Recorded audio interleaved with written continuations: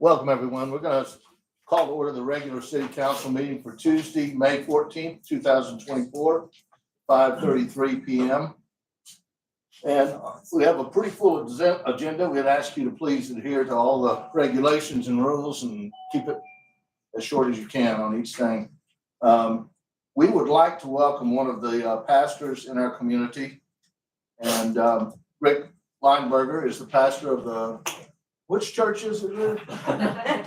First Baptist Church of Glen Rose. So if you all stand for an invocation, please.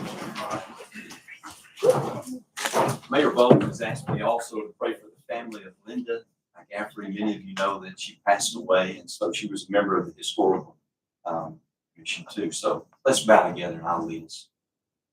Lord, we do thank you for your love and grace to us. Thank you for the city of Glen Rose. I appreciate and thank you so much for Mayor Bowles' leadership of this council. I thank you for each council member and the fact that you've placed them here, Lord, to lead. And I pray for each one of them, pray tonight for this meeting, that you would just guide it and direct it. Lord, we thank you for the opportunity that you've given to this city. And I thank you for the commitment of the stewardship and responsibility that's here. And once again, we pray, Lord, I pray for Linda McCaffrey's family tonight, that you would just give them strength and encouragement in this time of her passing. Once again, Lord, we thank you that you love us and truly care for each one of our needs. And tonight that we can call you our Lord and our Savior. In Jesus' name, amen. Amen. Thank you. Thank you. Appreciate it. Jeff, you'll join me in the Pledge of Allegiance to the United States. I pledge allegiance to the flag of the United States of America and to the republic for which it stands, one nation under God, indivisible, with liberty and justice for all. The Texas pledge, please. Honor the Texas flag. I pledge allegiance to thee, Texas, one state, under God, one and indivisible. Thank you. We'll have a roll call. TJ Walker. Councilmember Conrad. Present. Councilmember Bruning. Present. Councilmember Schultz. Present. Mayor Pro Tem Freeze. Present. All right. Before we have comments and visitor comments, I'd like to read a little direction. Each individual who addresses the city council, please do so in an orderly and respectful manner. All who wish to speak shall approach the podium, provide your name and address for the record. Comments from the public during the agenda items for the public hearings and agenda items for individual consideration will be limited to 3 minutes per person. A portion of the allotted 3 minutes cannot be given to another speaker, and you will only be allowed to speak once. I also request that all present please silence your phones. And during the meeting, I ask council members to give their undivided attention to all the speakers. Welcome, everyone. We have some real important folks in here, not to mention Rick Lineberger. We have Chip Joslin, who will be joining the county commissioners. We have Helen Kerwin, who is in a fighting race in the 58th district. We have former mayor Julia Douglas. And the rest of you are important too, but not as much. Okay, we're going to start with our citizen and visitor comments. Let's see who we have first here. General comments. Cheyenne.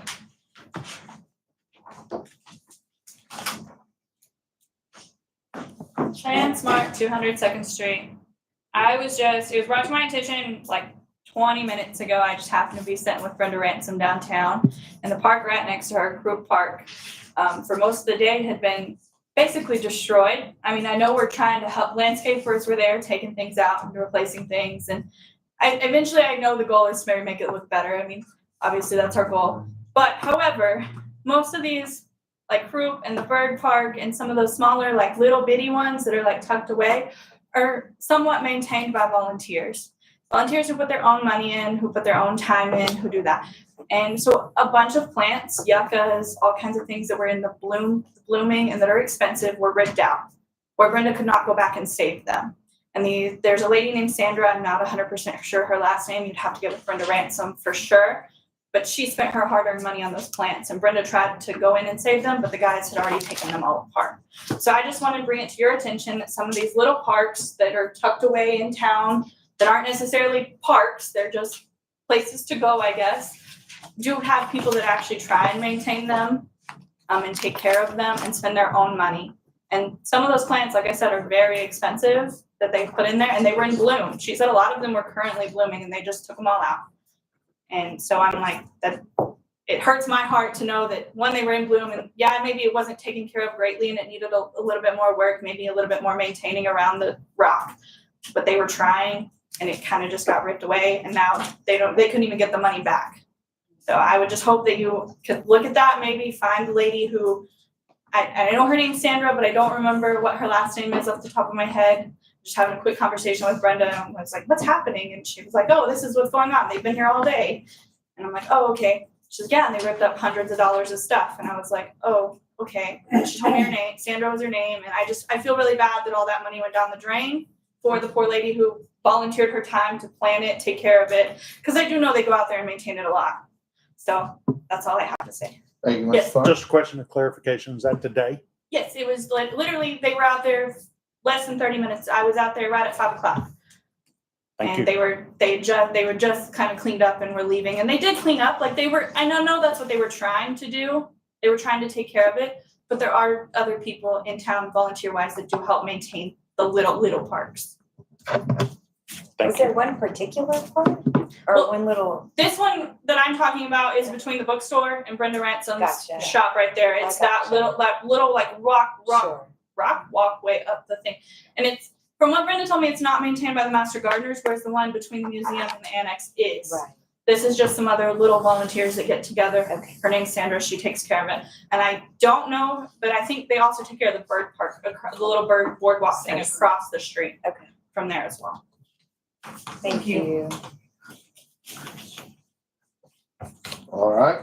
We're going to move to items related to the May 4th, 2024 general election. Item number 1 is canvass results of the May 4th, 2024 election. It's appoint a canvassing committee, so Did Helen just say those for visitor comments? I don't know which machine. First, Do we have any other general comments from the public? Right there. Can you read it? Can you hand the sign in? Did you get the she's sign? on with me. Okay. Are we good? Yep.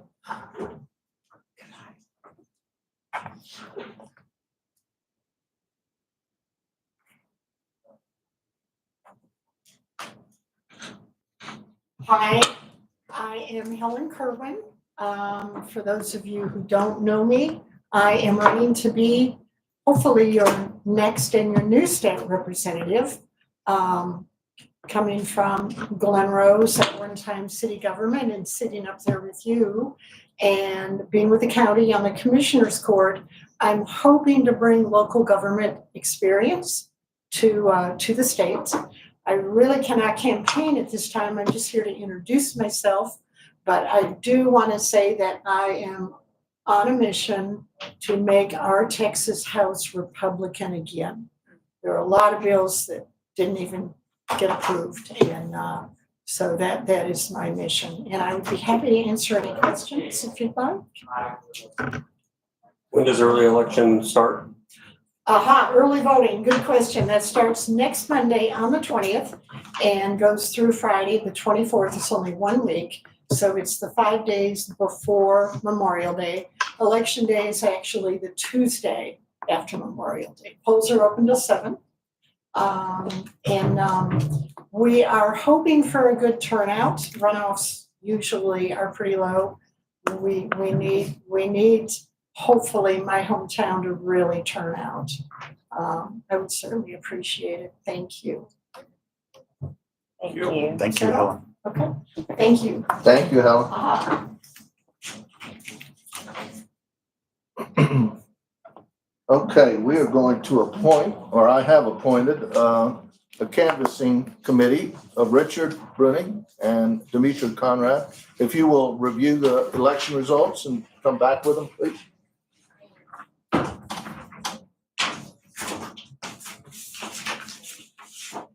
Right.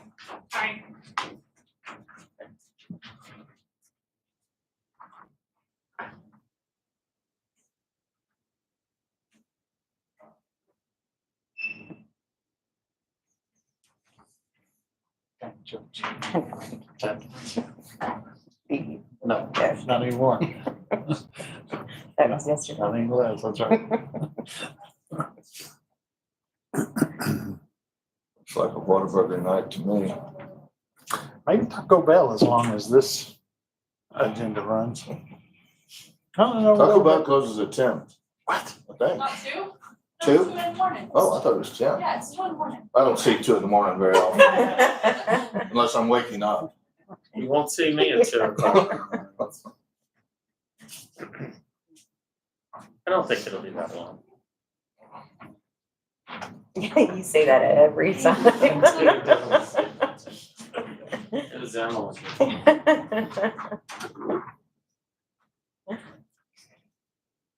The chair, is that what it is? Thank you all for the time. I'm honored to be the Canvas Chair, and that allows me to read the results. So the official results of the City of Glen Rose election for May 4th, 2024.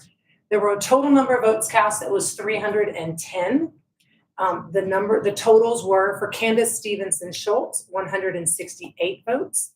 For TJ Walker, 130 votes. For Stuart Mann, 182 votes. For George Freeze, 160 votes. And for Connie Hampton Kirk, 51 votes. So the seats will be filled by Candace Stevenson Schultz, Stuart Mann, and George Freeze. Congratulations. Thank you. Thank you.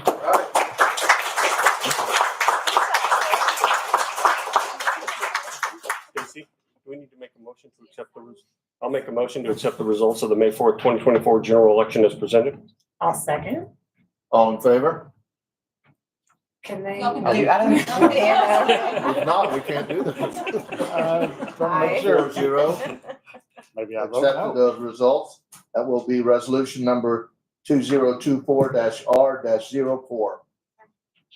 And if we could have our city secretary, Stacy King, administer the oath to the new members. Who wants to go first? Go ahead, George. I would. Oh, look, okay. You're right there on top, ready to go in. There you go. Come down here. Yeah. Oh, you did it. Thanks, ma'am. We're gonna switch places, that way they can see you, I'm not me. How about that? You can swear to them, I know, right? My mind. We'll get the spirit of them. I, George A. Freeze, I, George A. Freeze, do solemnly swear do solemnly swear that I will faithfully execute that I will faithfully execute the duties of the office the duties of the office of City Council Member of City Council Member and will, to the best of my ability, and will to the best of my ability preserve, protect, and defend preserve, protect, and defend the Constitution and laws of the United States the Constitution and laws of the United States and of this state, and of this state. so help me God. So help me God. Congratulations. Thank you.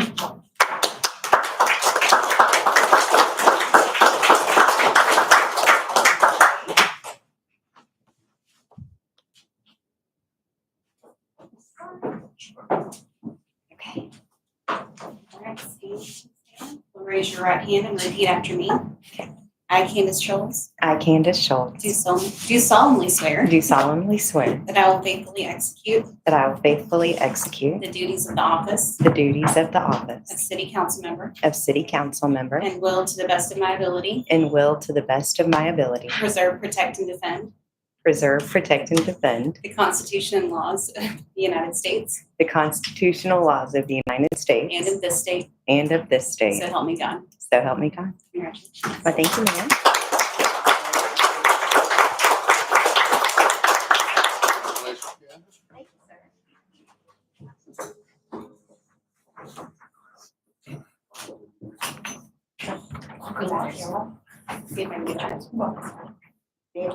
I, Stuart Mann, I, Stuart Mann, do solemnly do swear solemnly swear that I will faithfully execute that I will faithfully execute the duties of the the office duties of the of office City Council Member of City Council Member and will, to the best of my ability, and will, to the best of my ability, preserve, protect, and defend preserve, protect, and defend the Constitution and laws of the United the States constitutional laws of the United States and of this state, and of the state. so help me God. So help me God.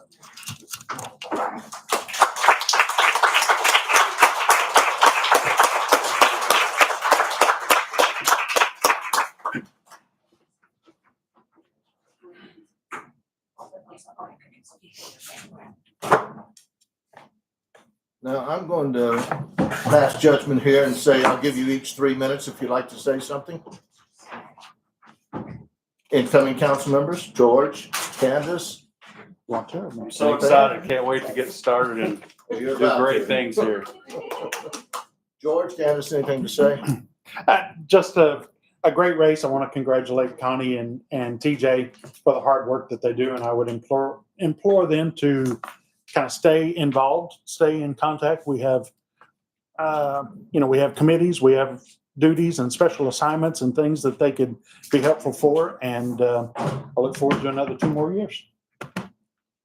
And I want to thank Connie and also TJ, because, they just ran a great race and they're good people. And I'm just grateful to be here, and I'm grateful for the peers that I have on this council and as the mayor and all the city officials, because I think that we can accomplish so much together. So thank y'all for that honor and privilege.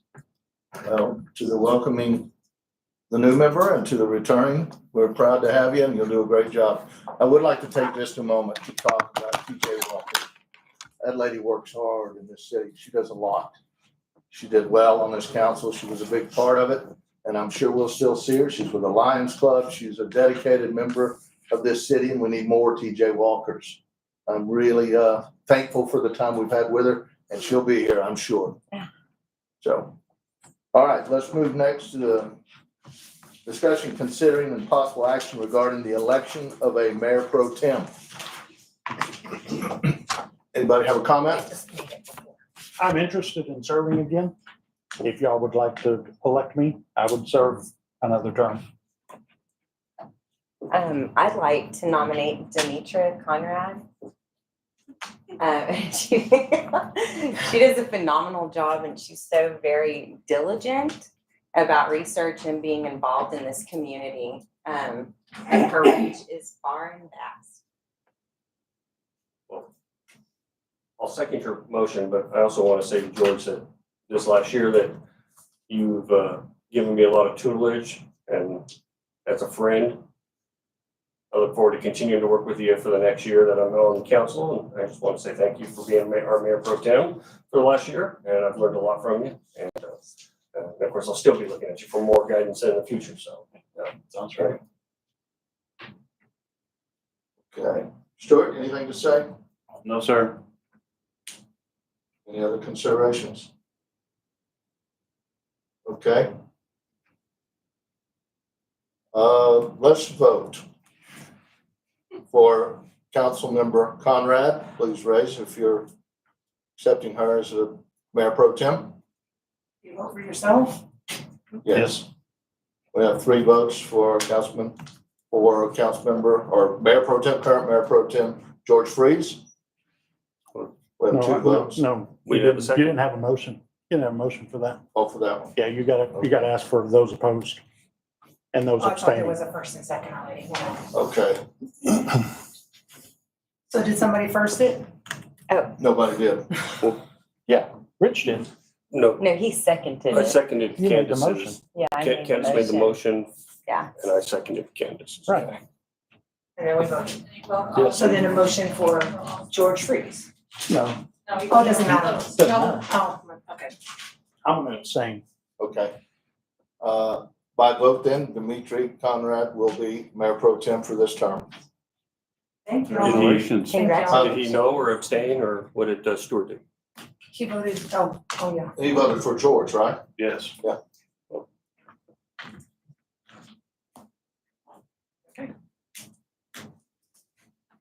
All right. Congratulations. Thank you. Congrats. Thank you. So I can call you first now? What? I can call you first before I call me. All right, ladies and gentlemen, You should anyways. in accordance with provisions of Texas Open Meetings Law, Subchapter D, Government Code, Vernon's Texas Codes, annotated in accordance with Section 551.071 regarding interlocal agreements and legal options for land use and zoning for downtown businesses, the council is going to move to executive session. So I now adjourn the regular session at 5:52 p.m. And we will return as quickly as possible once we get through these items. Did we change the agenda? Well, yeah, but I don't have any, like, zero services. Yeah. Like that. Probably crazy. I don't know. Are you living that station?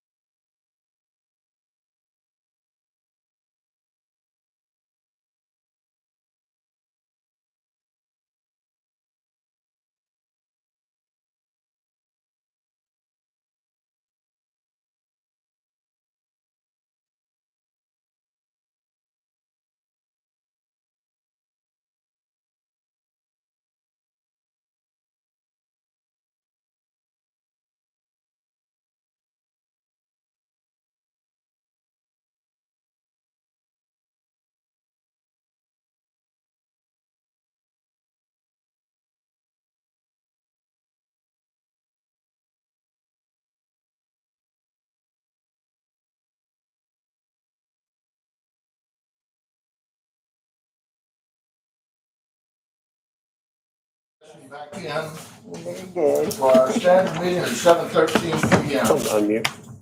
Unmute.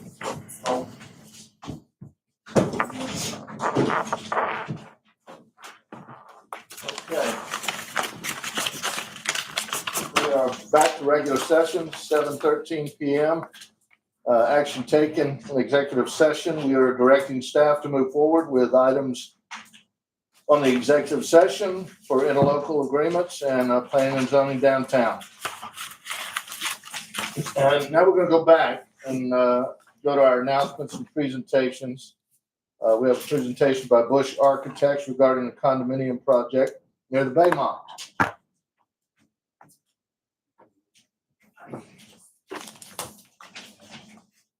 Will this connect to the TV if we plug it in? Should. Y'all will provide your names. Sure, I'm Michael Zizik, and our address is 14951 North Dallas Parkway in Dallas. We're both I'm so architects. sorry you have to be there. Yeah. It was tough getting out here. That's true.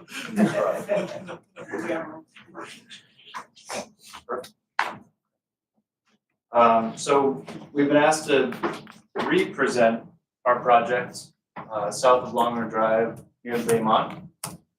So what we have here is a PDF that summarizes the project in so many sheets. We've got our site plan up right now. So you see the cul-de-sac, the turnaround towards the upper right of the screen. And this project has 3 buildings. All of them contain units in them, with leasing and mail in the first one in the upper right. The other public space is in building 3, which is the smaller one towards the left. You can see the blue area is the pool. So we've got our game room, shared kitchen, lounge area that spills out into the pool. All 3 of the buildings are 3 stories. And not shown in this plan is provision for a small park, which is to the lower right of the cul-de-sac. Let me say while we're on the site plan, we've got 178 total spaces, which averages out to more than 2.2 per unit. And then I believe we've got 1 covered space for every unit on the project. So I just wanted to say, I have additional hard copies. Yep, so what you see on screen has been printed and we're. Yeah, can I see one? I'd love them to. Is this gated? It is. It is gated. So at the, please, sure, the cursor's going to this a little Here, bit. what's yours? Right here, we've got a gate and we're working with Larry and the fire marshal to make sure it's sized appropriately. I believe 24 feet is. that's easier. Oh, I don't even want to mom out. We're all good. We can send it to each other. So 78 units. And And each really have quickly, their is our, garage? Troy, our requirement is 2 covered parking per, 2.5. Is it? It's an enclosed. 2 enclosed per, right? Okay. Cause I heard Where is one. that? I think it's 1 for 1. Multi-families, 2 for 1. Oh, so it's a way, it's not a garage, it's just covered. So no affecting thing on that. Shadows. Closed. Right, but it was 2. I think it's only for 1. No, we changed I it. thought we changed it to 2 But still, someone might want to do something. We did 2 on We everything. did too. on every. Yes. I recall. Yeah. Okay. Can I ask a question, and forgive me, I'm probably embarrassed as I'm saying it. What is the difference between apartments and condominiums? How are these So- what makes these condominiums and not apartments? The primary driver between the difference of those 2 would be a condominium agreement, a document among all residents that shares responsibility and costs in case there are maintenance, repairs, and other improvements that need to be maintained. Like an Whereas an HOA. apartment, that would all be by one owner, Got it. and it's, up to that owner how they maintain and what they do and who's responsible for it. From a building code standpoint, there's not a lot of difference based on the design that we've got. We've got open corridors, so units are accessed off of a shared corridor, similar to a multifamily project. But they are designed with the condominium approach in mind. Got it. So Thank slightly higher end, I believe Rad's spoken on it before, and I'd be happy to bring him up to go into more detail on that if we're ready to talk about it. Otherwise, I can keep going through this. So the residents would be responsible for an assessment?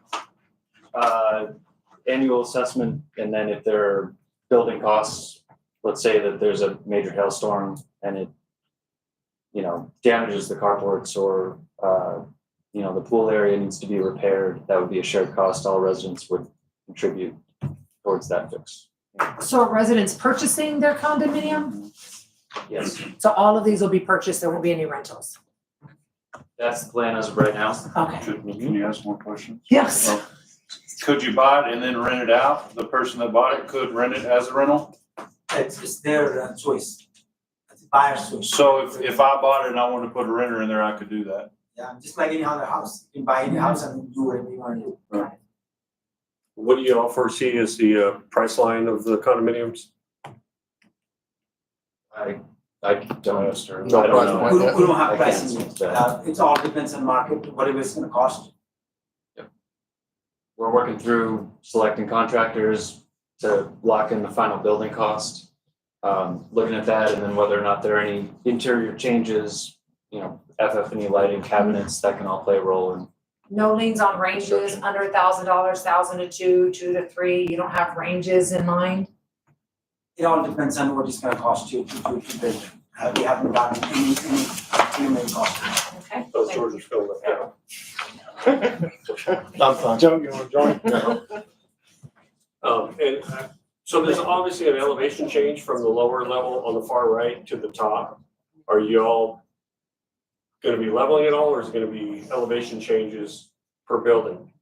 It's walkable, so we're maintaining the minimum, maximum grades, 2% cross slope, 6% path of travel.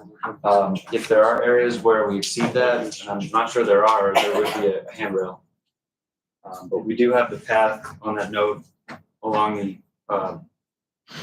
this eastern edge of the site between buildings 1 and 2. We have a wide walking path that's retained with a structural wall. So there's a nice 12-foot pathway for residents to go from building 1 down to the pool and back. Yeah, and during some of the initial reviews, they had asked them to do a 12-foot wide path in case they need to get any emergency stretchers. There's a retaining wall that's along the back of that. Down by where the circular was, the circular drive? Just by the top. Yeah, okay. I'm not sure why it's not responding. So there was now correct me if I'm wrong, there was mention of a trail?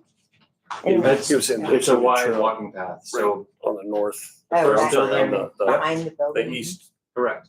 side of the property. And it serves 2 purposes. One, it's a nice amenity to have for residents. The other is for fire. They wanted a certain working separation between that wall and the building. But that's not on this. That trail is not on this. It's a paved surface, so it's like an extra wide sidewalk. Yeah, that's just kind of a bird's eye view. We do have, later on in the presentation, we have some renderings. Oh, I'll stop asking questions. That's okay. Sorry. No problem. Yeah, stop me if you want. I'm gonna keep going with buildings. This is building 1. So you're sort of just before the gate at the cul-de-sac. We've got our leasing and management office and mailroom in here. So there's a shared workstation area, building manager, and where you pick up your packages. And then these are units above. So all 3 stories to the right are units. I believe this one's primarily 2 bedrooms, few efficiencies in there. The 2 bedrooms are 62% of the project. That sounds right. And then this building has 34 total units. And then 3 of them, all of them have balconies. They all have what? They all have balconies except for 3 of them. I believe the reason for that is that they get close to that retaining wall and so fire access is limited, so we have to take those out. We've got brick down at the ground level up to level 2. And then there's sort of a decorative metal soffit band that we're analyzing right now. It's a good product. It's not a site-built product, but we are getting costs for that at the moment to make sure that it's still feasible. And then primarily stucco across the building. George? Just for clarification, all of these are single floor units. None of them are 2-floor units. That's right. Gotcha. Yes, sir. Have y'all built something like this before? We've built 3-story and 4-story multifamily with the open corridor concept. The nature of what you're seeing here on screen with the sort of cantilevered roof and angled front is a new one. And I'm excited that we were able to hold on to that design aesthetic. I was fearful that that would get beat out, but we're holding to it. So if I go on your website, I could pull up a project that looks like the one you're proposing? Or I can give you a card and I can send you some photos. I'm happy to do that. Yeah, I'd like that, please. Yeah. Sure. Are you all planning any elevators in any of the facilities? I don't see them in these plans at all. That's not planned. Okay, sorry. The common areas are all at ground level. Elevators not required for 3-story. More concerned for somebody elderly that might live on the 3rd floor. Gotcha. Understood.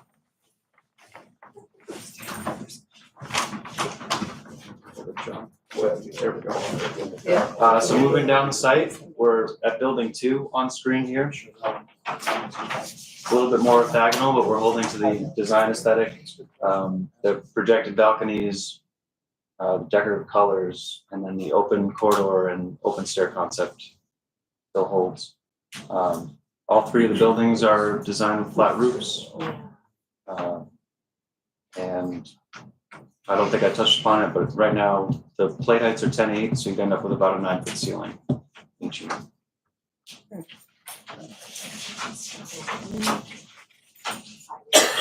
Are most of what you built all finished the same way on the outside? When you send us those pictures, do y'all kind of do the same thing to every building, or? It depends on the jurisdiction. The project that I visited this morning is primarily brick because the local regulations at the time that it was designed required an 80-20 percentage. So it really does depend on jurisdiction and location.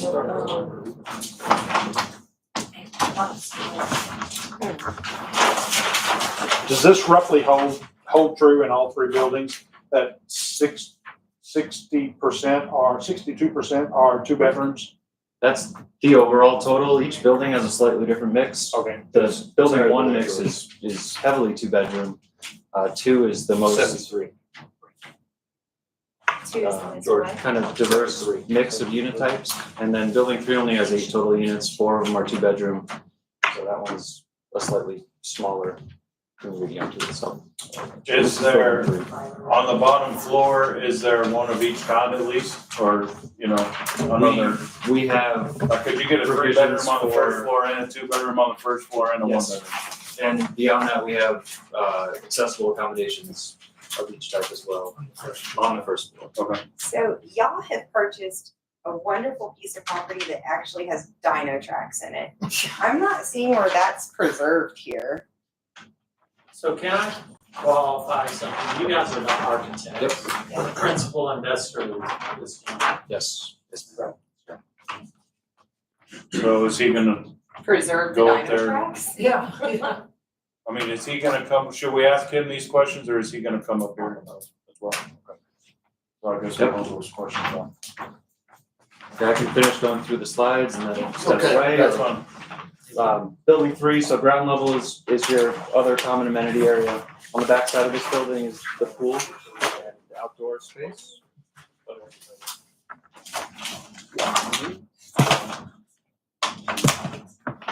We've got examples of the living spaces, and those are also printed. So you've got them in the hard copies.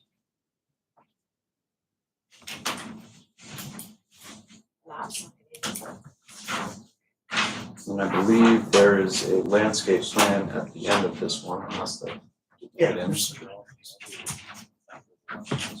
So So a couple of images that we prepared just to give you an idea of the site and the space. The upper right is early concept. This isn't exactly what it's going to look like. We're working with individuals from the city, the civil engineers, working with the landscape architect to come up with something that meets all the requirements of Glenmore South. This was that park area. Sorry. Lower right is the back of building 3, so as if you're kind of standing at the pool deck area, looking at the building. And then the lower left is the common space inside of building 3. The top was the back trail and so on. Yep. That's building 2. In the upper left, the yellow right in front of you is building 2. As you turn, you're going to building 1, and that space is going to narrow as the retaining wall comes into play.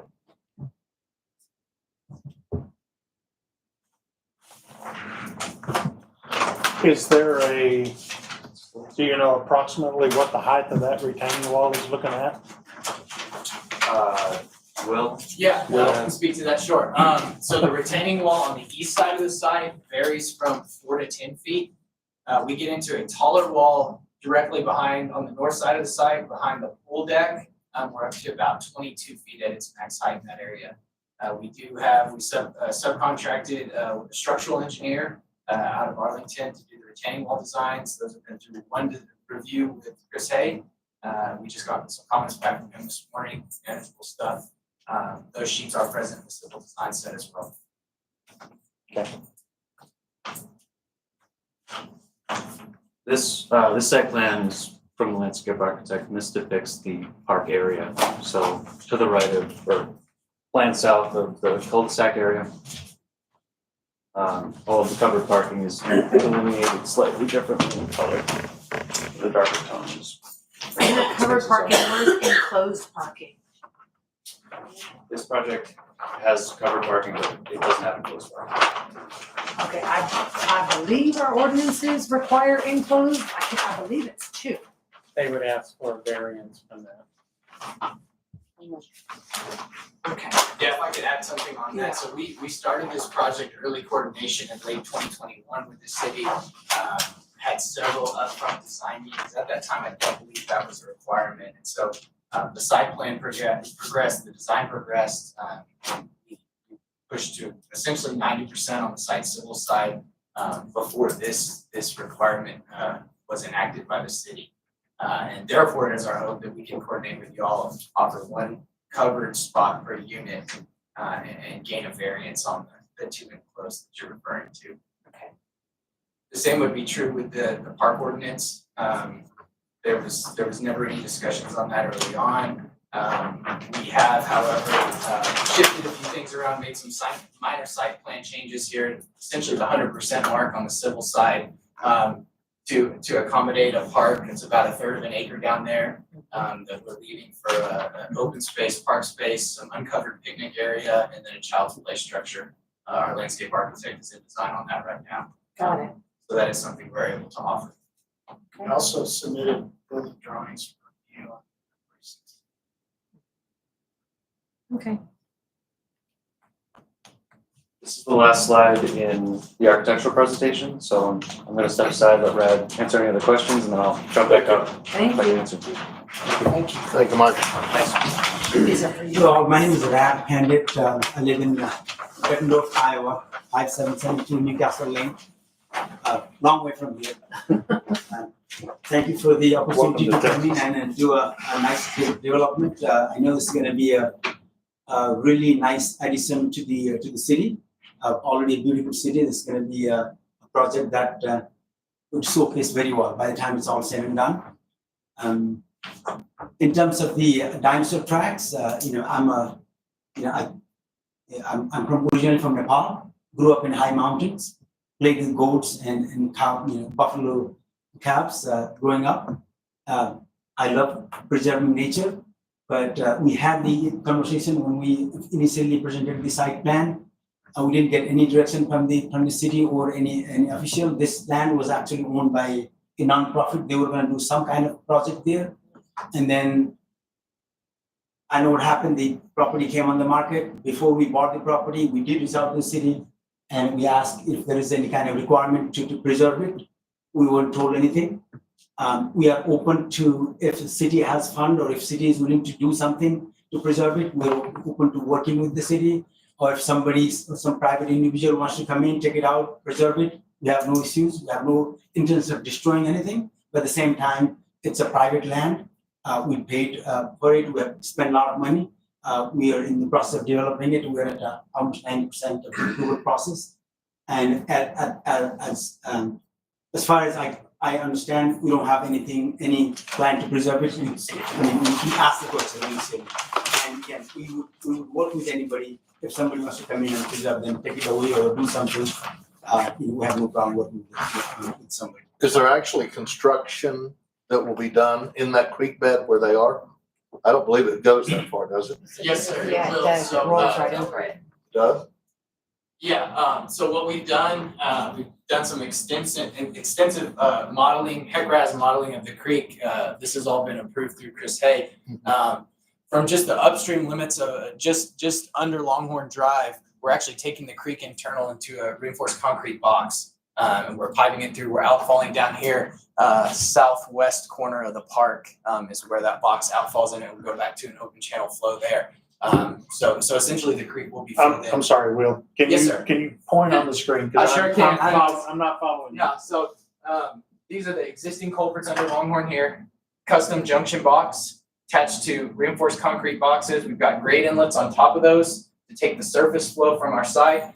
Everything is conveyed through this concrete box down to this point. We make a turn. I know there's has historically been a lot of drainage concerns with the hotel there. We worked with them very closely. I've come out here on heavy rains, met with the hotel folks. And so we're making sure that we're changing direction of flow before we outfall. So we've got a custom outfall head wall there, directing the drainage actually, parallel to the Baymont.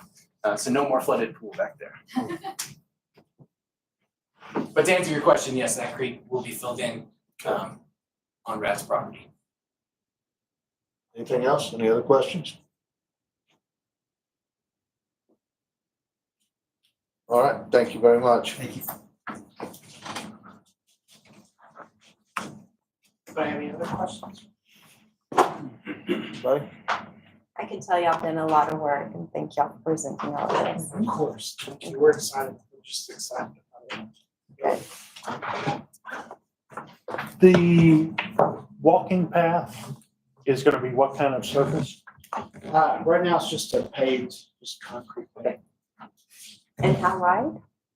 12 feet minimum. It may be slightly wider in other areas, but It varies from 12 to 15 foot depending on where you are.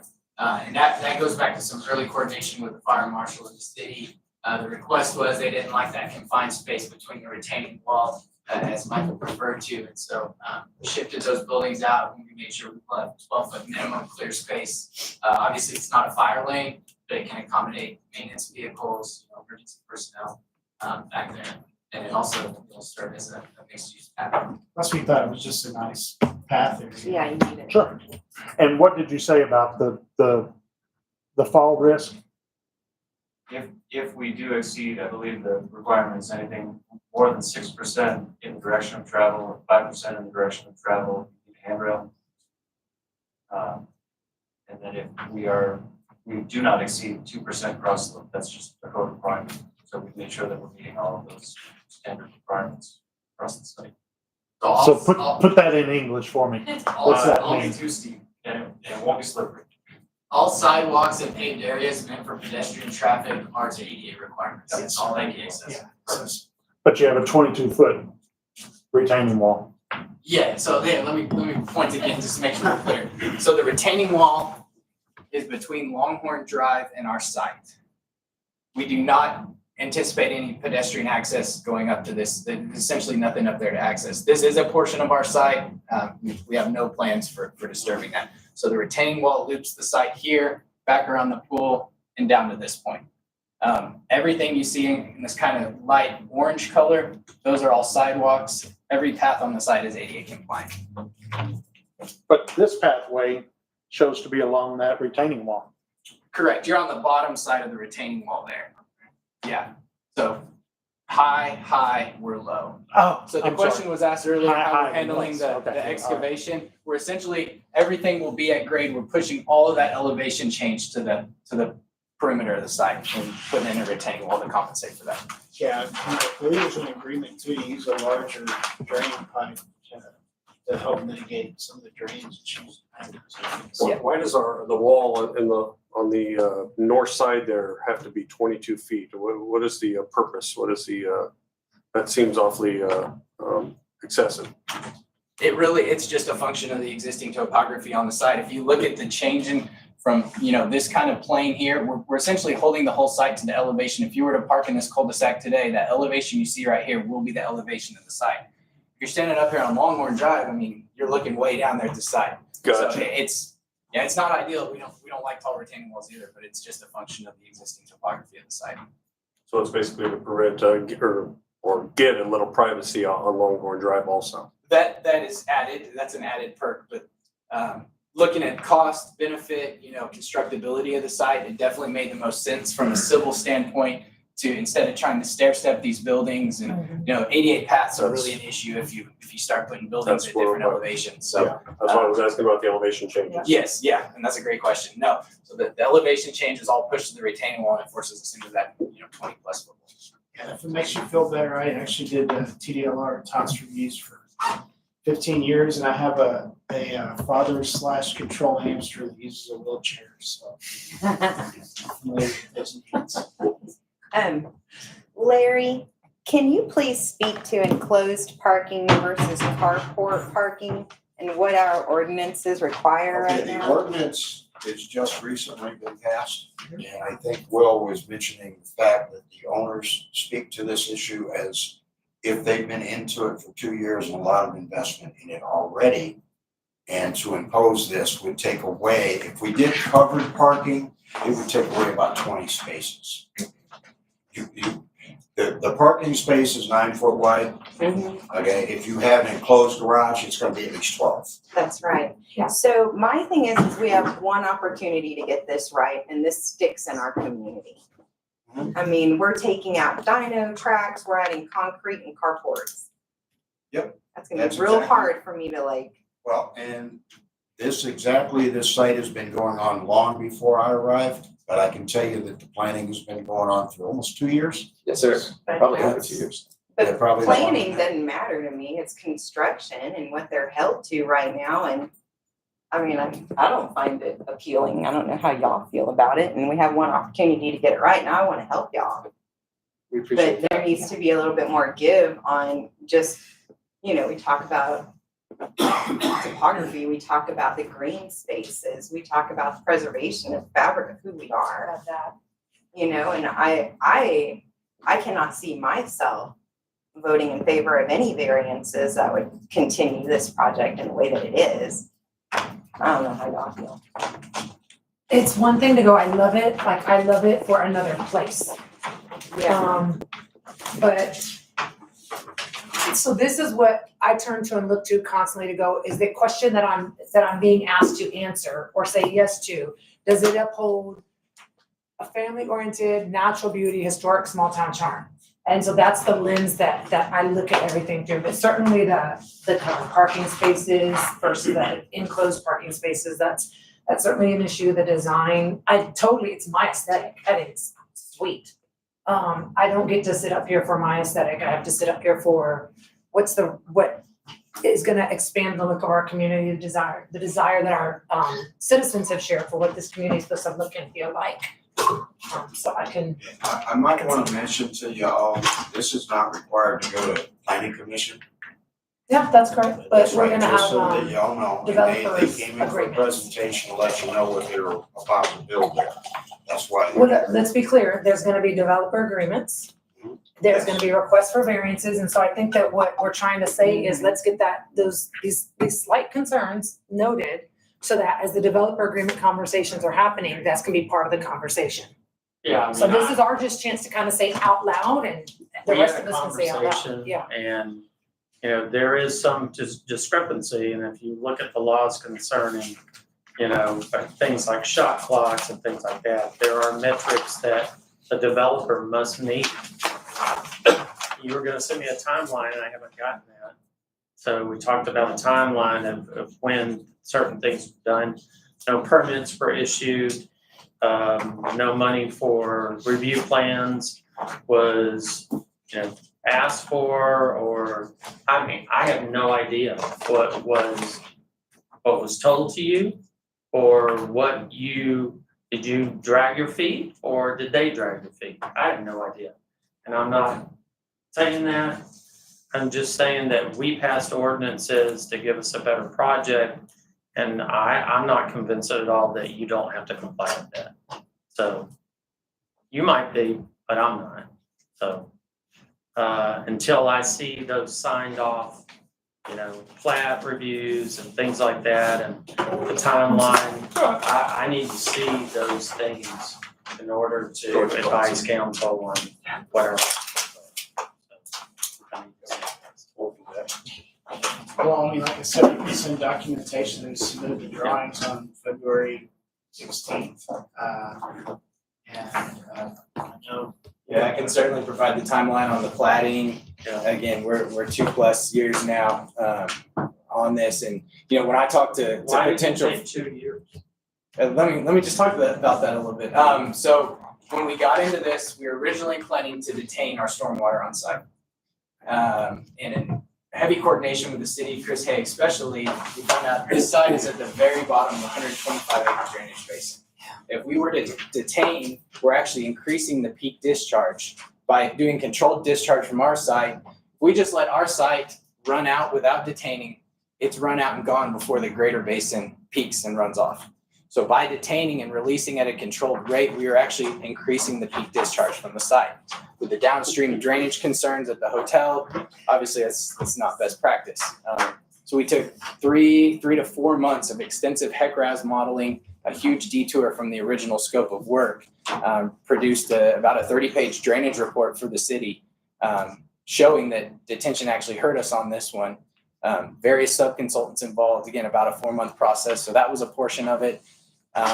We have agreed to upsize the 8-inch sewer line to a 15-inch sewer line from city's request, partnering in a development agreement to get that done. So designing an 8-inch sewer line is a little different than a 15-inch sewer line. There's a lot more considerations. That was another month or so of delay in design. Really just getting it fine-tuned. I talk to prospective clients now, and they want to talk about a current project, and I always go to this one. This is by far my favorite project that I'm working on right now. I'm very proud of what we put together. I think it is a great product. I'm not arguing with the changes in the legality and the ordinances. In my mind, it's tough when the rules change in the fourth quarter of a game to be successful. But certainly we understand. I'm hopeful we can find a middle ground on the parking and the park issues and those sort of things. Yeah, we do have stuff on the site that goes beyond what was required initially, which was no covered parking. And we have a park in the corner, and so. Yeah, so when we started. We also are helping with some of the drainage by going to a larger size pipe. It's required. That's a good point. When we started, covered parking was not a requirement. We were going to offer one covered spot per unit just for a quality product here. What's the total parking spaces that you have per unit? We have 176 parking spaces on site. We have 78 units. We have 78 of those 176 are covered. It's 2.26 per. But I thought I Do you wrote, have it broke down in I thought I bedrooms? wrote a bigger number, yeah. How many bedrooms total? I don't know, I have to add them up. We have 78 apartments. I will give you a little bit of history on this site. Before, we developed sites from California to East Coast, Midwest, all over the places. I built 2 brand new hotels from ground up in West Texas in Monahans, by I-20. Before I buy any land, I go to the city and ask the city official, what do they think about this particular development? Here, Marvin, he owns a Big Cup restaurant here. He saw a piece of land for sale, this piece of land, and he approached me. We came down and we looked at the land, we saw it a pretty good land. So without having any kind of preconceived idea of what we were gonna do, we came to the city and I forgot the gentleman's name, he was either city planner or somebody. Michael Lemons. Mike, yeah. So we went down, I asked him, we are looking at buying this piece of property. What would you like us to develop it with? We could do apartment, we could do townhouse, we could do single family home, we could do condominium. And he suggested, we need apartments here, or the multifamily condominiums here. And that's why we came up with the idea. So it's not that we came in with the idea and say, hey, this is what we're gonna do in this piece of land. It started from coming in, and we didn't even want to we didn't have to buy the land if we knew that the city was gonna be opposed to it. I know you buy it, I understand, I'm a vegetarian, I'm a vegan. I started, eating plant-based diet 10 years ago to serve nature, to help wherever I can, by my personal approach. And that's a fantastic vision statement the city has, and I'm all for it. But at the same time, we live in a world where we have to provide services. You guys have a great school here, A+ rated school. Please show me where are the nice apartments where if somebody wants to come in and move here from Dallas, or if a senior who has $1 million home in a pecan plantation or some place in Granbury who has kids out of the school, they want to downsize, they want to come to beautiful city of Glenrose, where would they find a place? There isn't any. So it's development is a compromise between the nature and what we actually need. Anything we do creates a problem with the nature. I understand. Where we are right now is the timeline, what laws were enacted, what they are today, and we will follow that strictly. And this is just informational to let you know that we have concerns, we have things we want to see in our city. Now, maybe you can't do them all, but maybe you can do some of them. We're going to work with you and attempt to do this project in the best for both of us. But we still need to direct ourselves and go through the timeline, look at the plannings, things that were submitted. We just have to do that. That's our due diligence. But we're here just to let you know that there are things we want to see in the community, and we'll work, but we're going to do it the right way for the citizens and right for you. You invested, but we do have concerns, and we'll do it in the manner suitable for everyone. That's our. I appreciate that, and I want to add one more point. Even before this covered parking space idea came over, we proposed to have the carports there, but then these carports are not just a metal structure. It's going to be, the roof is going to be solar panel, and then we'll also provide the electric charging stations for the vehicles from that solar, and then all our parking lot lights, they're not going to use any of the fossil fuel.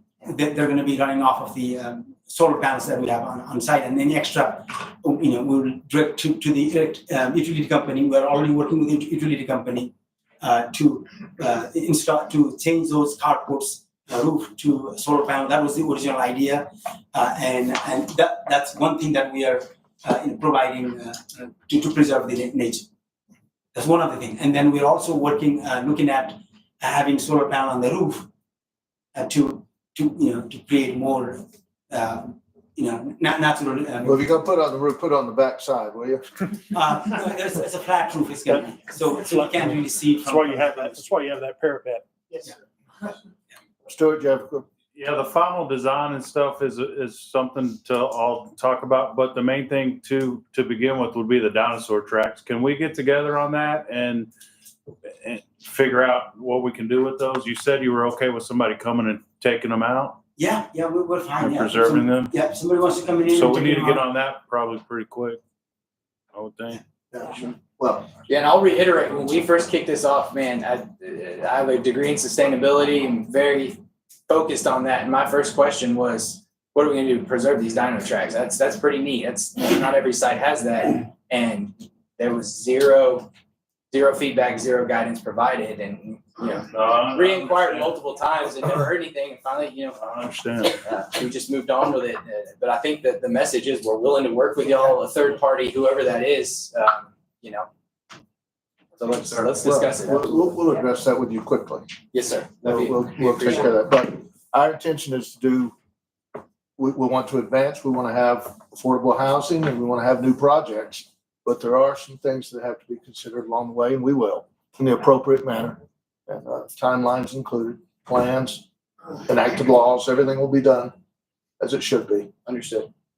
All right, thank you. Somebody asked how many bedrooms? Yeah. So I kind of understood. I'm sorry, 130. 1:30. Mayor, I think it was a hand in the back of the room. I wasn't gonna allow any public, but I'll give you a quick 30 seconds. I don't even need 30. All right. Please engage the county on this matter, and let's work together. Okay, fair enough. All right, thank you, gentlemen. I appreciate it.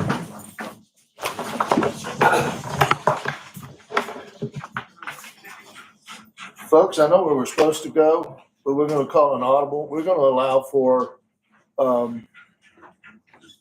of our staff reports to go now. I know it's a little different, but we're gonna start moving them up in the agenda, but we're gonna do staff reports real quickly. So if you have any questions, you can direct them. If you don't, we'll get them done quickly. Jim?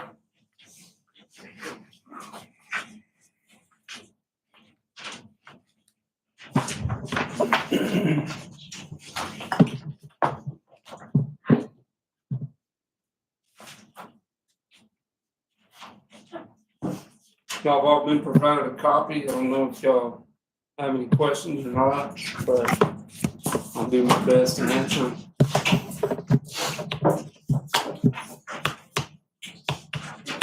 Anything you might, did y'all look at this? I'm sure you did, but I didn't have anything. Has the sewer main going from a 10 to a 15 already been addressed Well, we've on the, coordinated with the developer. We haven't designed that. I think our verbal agreement was Will would design it.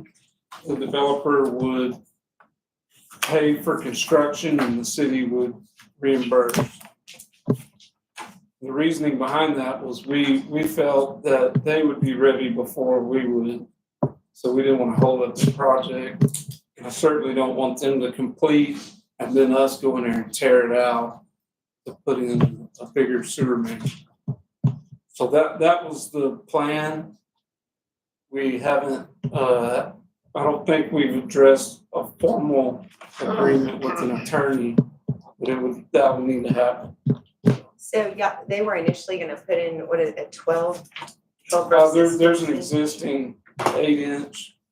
We were wanting to, before these guys ever approached us, we knew that we needed to upsize that line to 15-inch.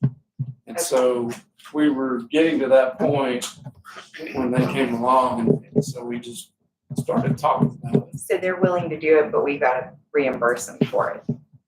Is that what you're saying? I think that was the gist of it. And then I think the plan was they were gonna install a water line through their project side, I see. which would become the city's water line. That was gonna be at their owner's expense. Okay. Okay, so the school zones. Yeah. I mean, do we have any, what can we do to get, I mean, we need to have this done, the school's ending now. Yeah, So can we, what do we need to do to make sure this is decided on, implemented, ready to go come mid-August? Cause if we move at this pace, I they're don't not know gonna. if that's gonna happen. Like I reached out to them, Friday, I believe, Thursday or Friday, copied That's what I Mayor and Troy on it, and, the school district, I just listed a bunch of people, copied them all on it. Well, I received a response from the area engineer, and she said that the traffic study result was in, and, it didn't warrant a school zone. And so she asked for contact information from, I guess, someone with the ISD. And so that's been provided. They were gonna talk through that and maybe see if there's something that could be done, but probably won't be a school zone. Hadn't they already some years ago said this is a school zone and that's when we had less traffic, I mean, significantly less traffic. So what is their rationale for why they even didn't just give us this, like, they had already made this decision? Have they given any reason why they didn't just adhere to that decision? It never got completed, but when we started asking about it, they said, well, it's been so long, we need to reevaluate it. And so after reevaluating, they're saying, I get the reevaluation part, because it's been 20 years plus since that study. Yeah, it's 2008. But we have communities, on 67 that are on the way to Stephenville that are a lot smaller population, and they have school zones. So the logic does not make sense. So I agree. Yeah, not your fault, just, I guess if somebody needs to get engaged, if y'all need somebody to get grumpy, I'm happy to be that one, whatever we need, I mean, this is. And I like to drive fast, by the way, so this isn't, again, not in my best interest necessarily, but my goodness, I'm we not have to sure start if we're applying some dealing with pressure. a lack of foot traffic. I'm not sure what their reservations are about doing it, because there isn't a lot of foot traffic in the area, but it just seems, when you go down to the, what is it, Three Rivers or whatever the school district, it Yeah. makes a lot of sense, but. Well, there's a whole lot of 16-year-olds trying to come We'll out from sign that stadium. to you, okay? Dee? Okay, let's get From Sarah Horner. So Jim, one small typo thing for you on your notes, just so you have it on the well site number 2 pump station improvements. I believe that well site, you've got typed in here, well site number 3, Bryan Street, isn't that 4? 4, yes, sir. Okay, just FYI for you to change it for your Okay. next ones. And then the last thing I want to say is congratulations on Yes. hiring your individual. I see that on your Well, notes. hopefully, we hasn't started yet. Right. Come on, kid. I just, And it's a GRISD grad too, so Yes, that's great. and as far as the lights go on the tower, That's the coolest thing in Glen Rose. I get to see it. A little bit when it's done. Couple things. We're gonna take a bit of a break here. When it darkens a bit, we're gonna light the tower. Yeah. No, I love that. So they're not moving the power pole that's over in front of River House. And then, the sidewalks, I see that we're taking bids, but when do they think that'll be completed?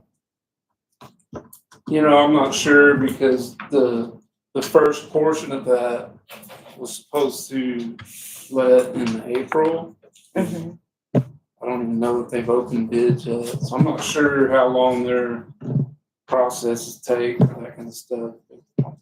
But I can find out. that's all on text. Usually when you put something out for bid, the contractor, whoever's awarded that, usually tells you the timeline on how long, Or a based third on their person? schedule and their other work going on, materials, that type of thing.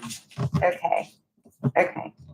And then I see the Bernard Street sidewalk project is in full force. We're gonna try to get that going. They've already been out to survey, because we needed the surveys. Working on the design now. Have all the homeowners been okay with the easement? We haven't got. Haven't been addressed yet. Oh, okay. All right, thanks, Jim. Thank you, sir. Chief Martin. Thank you.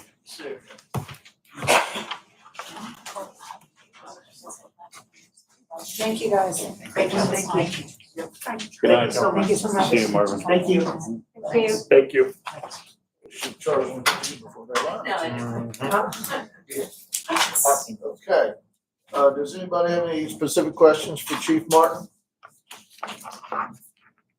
Just one, and you probably have told me this, and I just forgot. We've taken over house watches for the county, so is the county no longer doing house? I see house watches on here and I don't remember seeing them frequently at least. No, I mean, they still do them. They still do them? These are just ones we just told them not to do these, that we would do these? No, we do them together. Oh, We, okay, we do the ones in the city, but they do both. okay. I've seen them do both, yeah. I just want to tell you and Jesse, thank you for everything you do. It's very We're valuable. doing the traffic, they're on Fridays, catching I love that, it. and so I'm getting lots of positive feedback. we're on the countdown, we've got what, 6 Yeah. days? Yes. Yeah. Yes, we're all on that I countdown, sit sir. up in the mornings and see if anybody's speeding out there, she just said she's. Yeah. So, Not here, sir, I know better. Awesome. Yep. Thank you, Chief. Thank you. All right, Larry. We have a building and planning director. We have 1 minute. I'm already done. I'm just waiting for questions. Yeah, anybody? Get away from that thermostat. I'm away, yes, sir. Anybody have anything for Larry? Larry, is there any, Oh, I do have. what businesses do we have that are expressing interest in the city? Or is there anything that you can say as far as, the old Dollar General, we've got 4 businesses, it looks like trying to go in there. The old Dollar General, that is owned by Scott Stinson. Yes, sir. And he is, right now, has one tenant for one of the suites. And so he's going ahead and pulled the trigger on doing the improvement. If I had a copy of to show it, I'd show it up on the screen of what it's gonna look like. It's gonna be pretty good looking. And he's getting started on it full scale right now. So, and he'll add parking in that lot next door. Yeah, so there'll be extra parking. So are there any other businesses that are? Yes, On the works?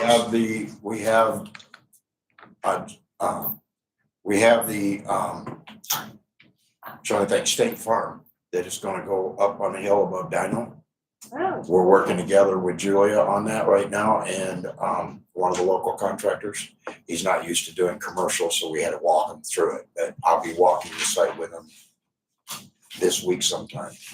We haven't scheduled the time, but we'll get up there together. So we'll see that Julia Plaster coming in and she'll be putting it's a pretty good looking, it looks like a residential house, but it's their commercial office. And there's room for another office to go on the other side of the parking lot later in the day. So she's looking at that. Where there's a stall out on Dino Pediatrics. We were working with the engineer today to talk about the drainage. So the actual engineering that was designed around that was coordinated with TxDOT. They're balking at it because of the extended costs for the drainage that would be required to go into there. So we're still working with the owner on where they're gonna go with that. The doctor right now is currently in a location right across from where the Dino Car Wash is, in that building that has pinstripes in it. There's the PT there, and there's an orthopedic doctor in there, and plus now the pediatrician showing that office. And that's been opened. Anything else? I do. I Candace? had the buildings that are vacant and falling down. Like, I'm not talking building, I'm talking like residents, like over by the junior high, like the cats live there, like the roof has caved in. I'm not understanding, like, what are we doing about those types of? We have got to put the program together for that. That's a code enforcement program, Troy, and I've talked about this before. Okay. We don't have enough personnel to go after them. So we're gonna have to put a program to go to. Once we open that, we're gonna have to proceed across the board. There are several locations that we have identified, and I'm working with code enforcement as we have it right now, but that's just, Christie has to do animal control and code enforcement, and then I kind of back her up when I've got a little bit of time or I'm on a site where I see something that needs to be done. But the combination process that has to be gone through there is in our ordinance. It will come to council if there's a condemnation for demolition. But to make the houses safe, we have to require a boarding on those houses. Gets pretty sophisticated and it's very time consuming, just so y'all know. We want to get started on it. I've been biting at the bit to go after. I've gotten 2 of them down already, but it's going to be a slow process until we have personnel to do it. We just don't have enough. What are the 2 that you have completed already? Guy Willie's place. Over here by where I live, as you go around Oh, yeah. on Bernard on that corner, Across there from was an Twin Peaks. old house there that was torn down when they cleaned I that up, gotcha. and there's brush piles still there. We're trying to push them to Yes. either burn them or remove them. So that was by the city. I thought he did that. No, we didn't do it. Oh, okay. Guy Willie did that. Okay. We talked to him about it and he took it down at the same time that we had the building that was behind Williams Place on right there at the corner of Van Zant Sure. and Bernard. He took an old building down and cleaned that all out. Well, then Guy Willie did it. So those two both came down. There's a gentleman that was working on one, but he's kind of stalled out on it. It's over on 57.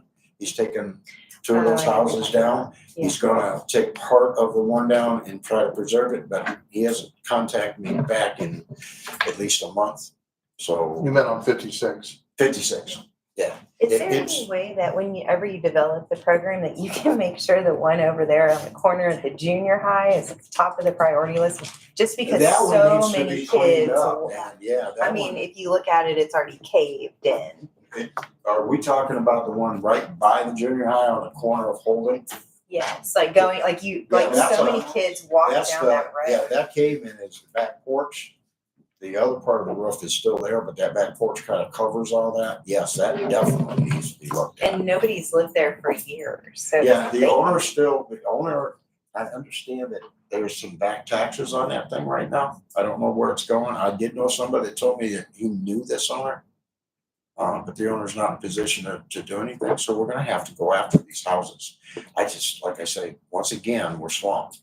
And we don't have the personnel to go after it. We're gonna have to get that code enforcement officer in here. Then we can start going after them.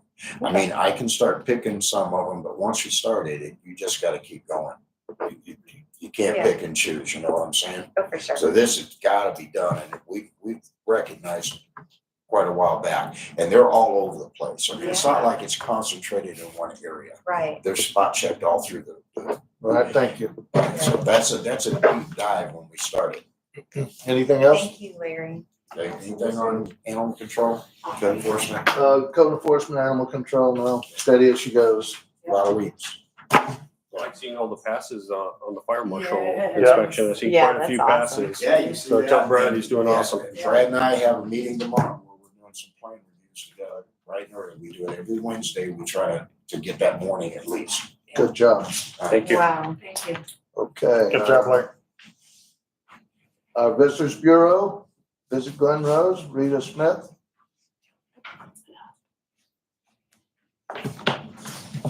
Okay, hi, everybody, welcome. Congratulations, everybody. Okay, we'll just get into all the good news. Hot taxes up 20,000 compared to last year. That's amazing. Our social media is just kicking butt. I mean, I'm really pleased with what's happening with social media influencers since they've come in and just seeing the results of reels and putting ad money behind it. And I had all those numbers from the last time, and then in the last now 28 days, it doesn't, it's not cumulative. It shows me these last 28 days, these last 28 days since we've kind of started instilling the social media people, we've reached almost 68,000 people. Just even posting the preliminary ad for the Biloxi Music Festival has already had 15,000 impressions on it. Our first social media influencer reel reached about 22,000 people. The recent Ladies Night reel made from these girls in Dallas has reached about 17,000. We've gained 200 new followers just in the last 28 days, which is really pretty good for just a brand new page. Let's see. So our impressions are up like 25%. Our reach has increased by 158%. Interactions, we've had nearly 3,000 Facebook interactions just in the last 28 days. And those are important because it shows that people are engaging and not just clicking a page, but they're actually liking it, asking a question, making a comment. That's all really a positive thing. I have figured out through the data, or the data tells me that our top cities for Instagram are Fort Worth and San Antonio. That's who's watching Glen Rose. Granbury and Dallas are the top cities aside from Glen Rose. For Instagram, it's Fort Worth and San Antonio. And for Facebook, it's actually Granbury and Fort Worth. Interesting. So, it's kind of that regional thing is really important to us because most of our visitors are not going to come, are really all Texas. We have Texas, the next is gonna be Oklahoma, and a little bit of Missouri. But most of this is, we're all just Texas people coming to Glen Rose. Some more data that I've gotten from Datafy, which we just finally onboarded, so we get all these amazing statistics from them. I'll just give you just a few of those. 69% is this is what I understand. I'm still learning how to read the data, but so far we can tell that 69% of the people that are coming to Glen Rose are coming to the town square. They're coming to see the town square and to be in the town square. The next is Fossil Rim, and the next is State Park. So those are our big two. Hold on, go back through that one more time. 69% of total visitors visit the square. 69% is the percentage is the highest percentage that we see in the data. That's where most of the people are going, is the town square. So more people come to the square than to Fossil Rim or to the state park?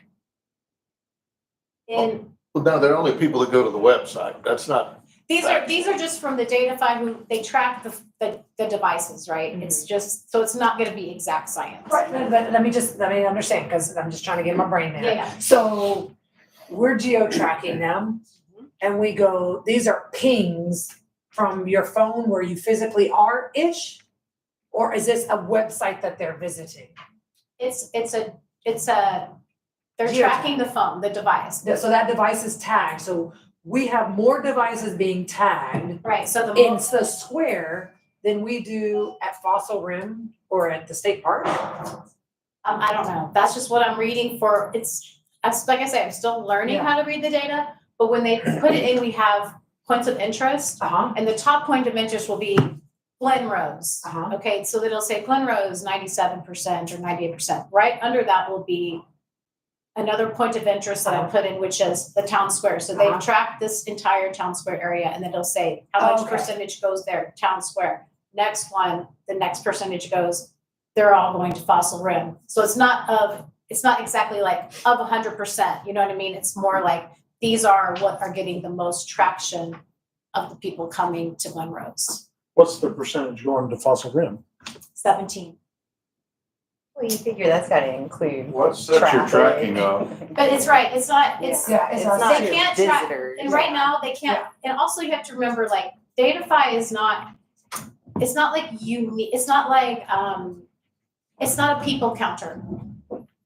They were really sure to tell me that. This is not a people counter.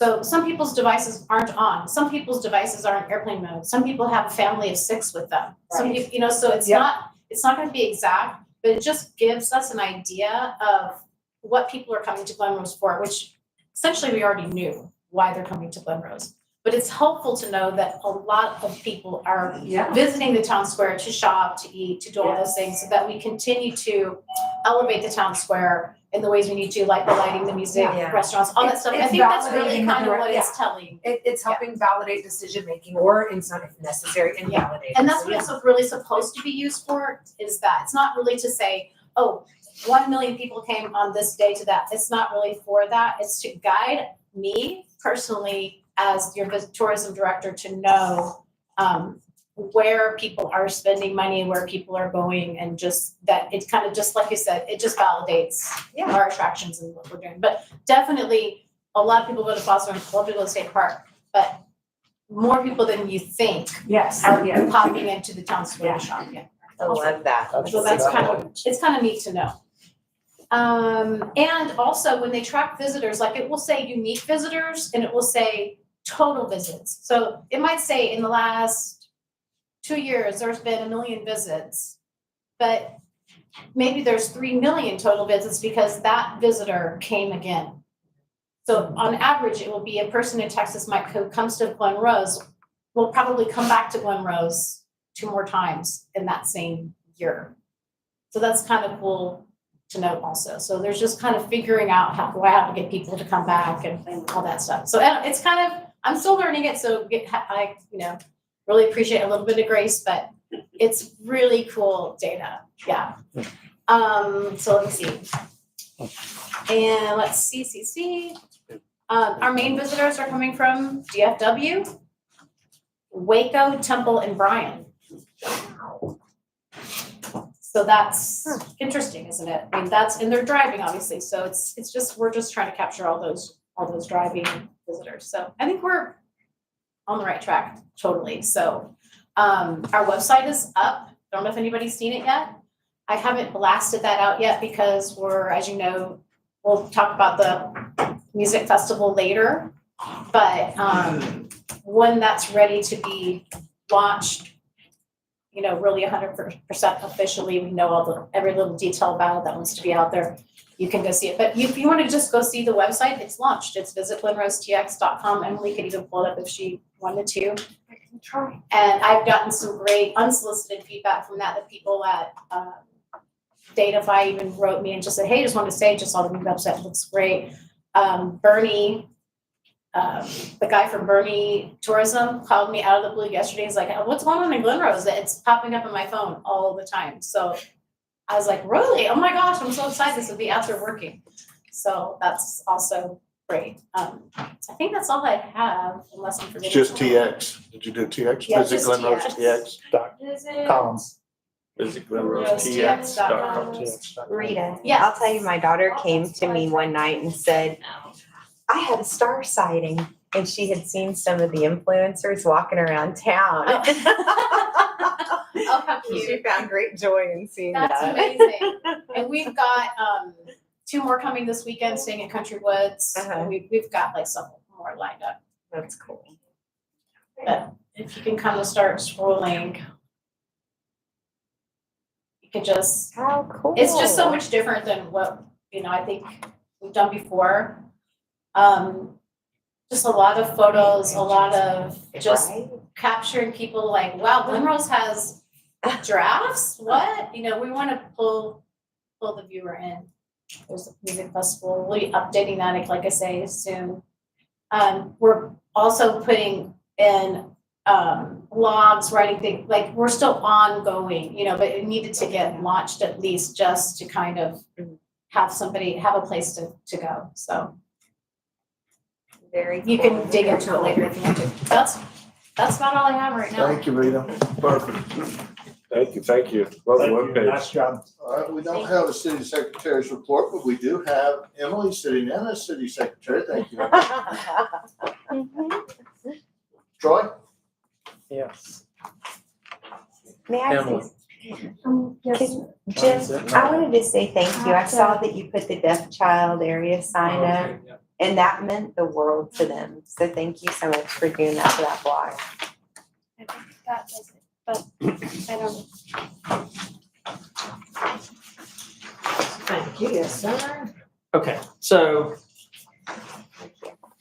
I decided to give you my monthly report, and instead of sending it to you, and then you have to listen to the same thing when I get here. Sure. I'm not gonna bore them twice, so I'll take it easy on you. Anyway, so still kind of working on the format that I want to give you guys, but a lot of meetings, I do a lot of meetings. Town Square Merchants, one of the things that we'll talk about later when we talk about the comprehensive plan was engaging with, merchants, hoteliers, people like that. So I think we've established a good rapport with the merchants, the hoteliers. Probably next will be restaurants because they typically don't come to merchant meetings, So, and I think that's an important part of our community, obviously. Squaw Valley developers concerning their development, and we think about how big Glen Rose is today, and you think about a condo, 77 units, you figure 2.3 per unit, right? And then you think about a Squaw Valley where there's 200 homes, potentially 20 to start. So we're building on in phases. So, you look at that in Squaw Valley Estates starting up. How many homes is that, Larry? Larry, how many rooms? How many homes in How Squaw many Valley? homes in Squaw Valley 298. Estates? States. Oh, Wall Valley Estates, 21? 21 or 23 lots. Yeah, something like that. And then 21 or Creekside 23. was. Creekside will be, well, after the meeting today, if we acquire the restricted easement, it'll be 20 instead of 21. Yeah. It's platted for 21, we may have to take that one lot, simply. Yeah. No, thank you, Larry. Yeah, that was after the. But you start to do the math and you understand that for a city of 2,700, Yeah, which that's, was just validated by North Texas Council of Governments, by the way, like 2769. So you look at 277 times 2 point, you start to get to about 1,000 people, and that's in things that are planned today. right. So there are things that you can control, and then there are things that are gonna happen, right? So just, I think it's good for us to realize that, there are numbers that are gonna change. I don't think we've seen, in the past. We've been flat for 10 years, yeah. For actually 20. Yeah. So, yeah, anyway, the next thing is Next Move Group, and I'll talk to George about this because he's involved in economic development. This is something that I may bring to council just as a, are we interested type thing, so we don't have to, raise hands or anything, but, these guys would come in. Initially, I was looking at just real estate, so that somebody would examine us and say, because we just heard right there, you need this, right? Well, do we? Is that what we need? I don't know. I mean, maybe, but maybe not. And I think having outside people come in, take a look at what we do have, and look, all this kind of, one dot leads to another dot. So you want to attract companies, you have to have a workforce. You want a workforce, you got to have places for them to live. So it's all circular, right? So, I think it's something that would be good for the city, for you guys to have, so that when you have these things come before you, you can make an intelligent decision about, okay, what is really the need? If it's not something we want, is there a need, right? And hopefully something like this, and it's only like $5,000 to do the housing study, so it's cheap, but I think it's a tool that you guys could use, so. Anyway, TxDOT, obviously, meetings on a lot of different things. Jim Gartrell is gonna be expanding his neighborhood. Well, he's building on more lots, he's actually reducing the footprint, but going to larger lot size. Which is good when you think about it, behind Heritage Park, that sort of a congested area, so that's probably a good thing. And they're not cheap houses, so, it'll be a good test case for Glen Rose to see if they can sell, right? Do houses in that price market sell here? I don't know. He's putting a lot of money into He has it. 2 buyers already. Good. Commissioners, the judge, engineers, water district, which I think has been fruitful. Obviously, we've got, sidewalks where they're contributing for, and I think they were gonna have their meeting today, but he had gotten commitment that they were gonna do it. So they're gonna pay for the sidewalks in front of their, on the land that they own. So that's good. It helps us out, saves us money. I'm sorry, who is they? The Water land that district. they, The water the district. water district. Yep. Commercial realtors, Lori, Bill, I'd like to establish a real estate council for this area, really for the county. Because, I don't think there is a good one. They don't communicate real well. And in some places they do, which makes it really good for a city, right?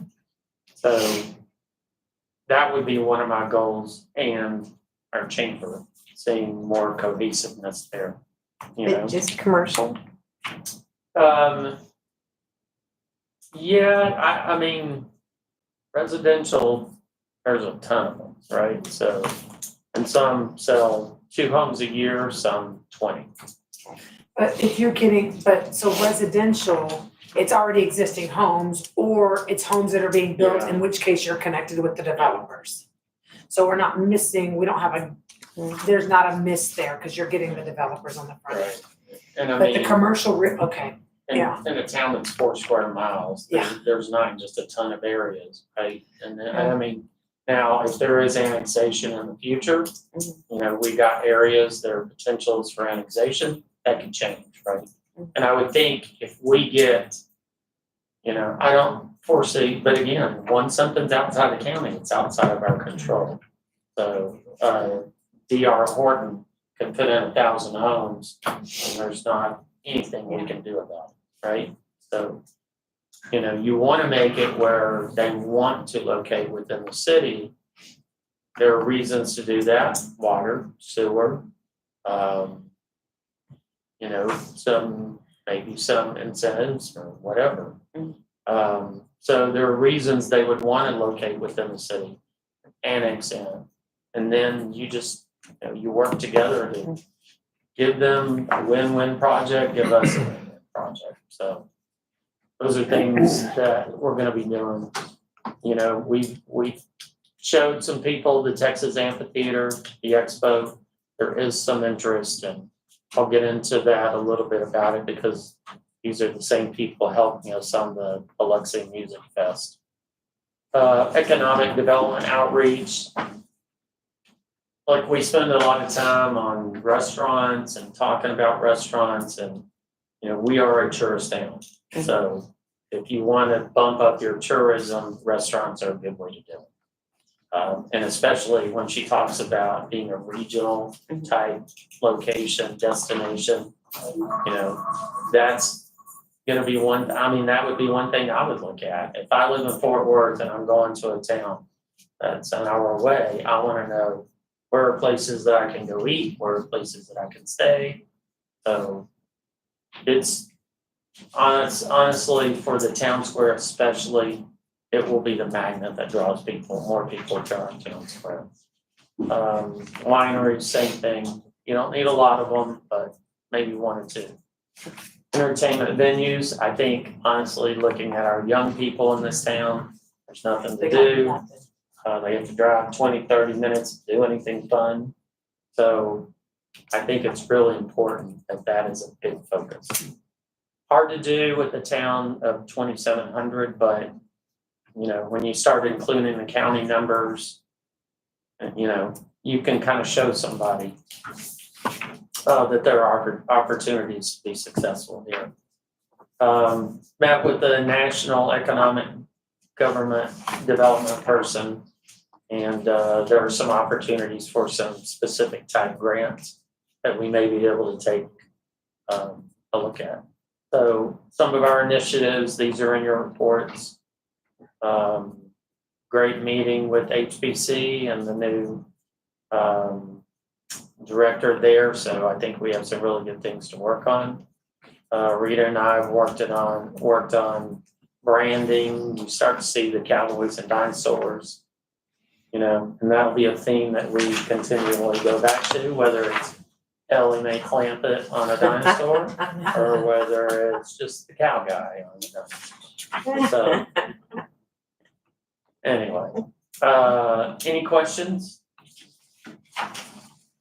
You know I'm gonna bring up the activity center. Yep. I would love to have a discussion about that, because there's so much interest in people that want to invest in it. And so, I mean, we need to start the conversation on that. So not a rec center, an activity center directed towards our elderly people. No. The whole dadgum shebang. Yeah. Stay at home, homeschool moms, Yeah. kids, I mean, seniors. I would love like basketball in there, of course, like, you know, everybody talks about a pool, you know, we need to have access to a community pool. It was brought up about potentially having like a whole wing for seniors and their activities and stuff like that. I mean, really making it more robust. And the thing is that the churches tried to come together and do it themselves years ago, but they couldn't they weren't able to come together on it. Yeah. Since then, I've talked to many people that have wanted to become investors and want to see this come to fruition. Because it speaks a lot to the young people, the lack of activity, a batting cage, like, you know, I mean, simple stuff like that, I mean, our like, this is a family-focused community, but yet we don't have any of that access. That's right, if you wanna go out and do something as a family, Mhm. you have to leave town to do it, unless you're gonna go to Big Rocks.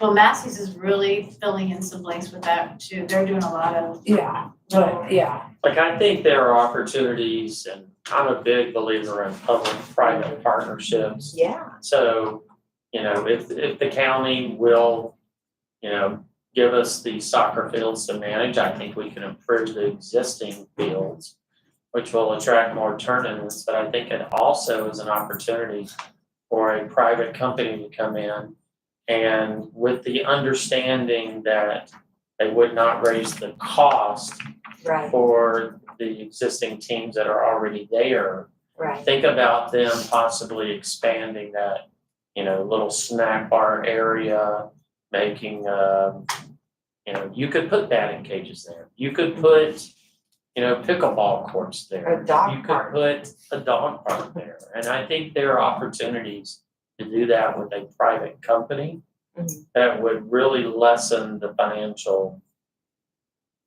baggage. Yeah. Cost, how about that, for the city. So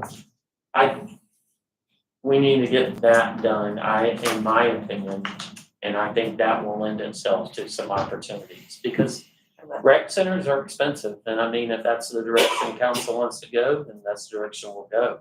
Mhm. But they are expensive. They rarely make money, or even break even, which, again, quality of life or revenue, right? So it is quality of life, obviously.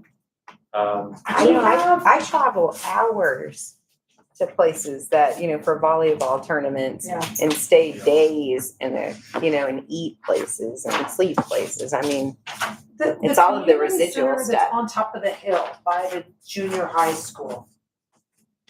Is that a county, is that a County-owned, private? county-owned. I mean, there potentially, maybe there's an opportunity for us to have that as a starting point and expand upon it and partner together. Right there by the, I mean, that's right by the firehouse. Yeah. No, I probably wouldn't. I mean, yeah, you It's a can't good build a amount of pool up spots, there. No, there's not a good. Not a lot of spots, no, Mm-mm. because you have the Lily House next door to it. And the problem is Yeah. parking. I mean, Yeah, that's yeah, what yeah, they're yeah. running into down here, right? is Just trying to think, because if there's something that could be repurposed, that would be, that Yeah. would make a difference, yeah. Okay, I- just questions. Yeah. But I think it's definitely something down the road. Hopefully, other things might lead to that Yes. coming to fruition, you know what I mean? I got one thing. I know I'm not saying it is that, or that's not the answer, or it is the answer, but I think the entertainment, for the community needs to go higher priority than like the winery. I know this isn't a no priority, Yeah. but we already have like a nightlife for adults. We already have all this stuff, and we raise a really good group of kids here, considering they don't have nothing to do but get in trouble. You know what I mean? Like, Sure. that's all they got to do. And so really pushing on some kind of entertainment. I don't know that the city needs to own it, but some kind of entertainment we can try to get somebody to come put in here. I know in 2003, we had over there where the Blue Thumb is now, they had like a little pool hall with a little, you know, and it didn't work out, but we've grown a whole lot since then. Even if we started trying to get somebody here with something small and not necessarily a pool hall, but something just to give our kids something to do. Well, I mean, I know you can, like, I know you're not focusing on one thing. I'm just saying from the community, like that's things like that is what's more, the youth is kind of being left out a little bit. I would agree. Yeah. And I think, you know, we looked at honestly some land at 67 and Bernard, West Bernard. Mhm. And I think that's a possible piece of land that maybe the city could take a look at.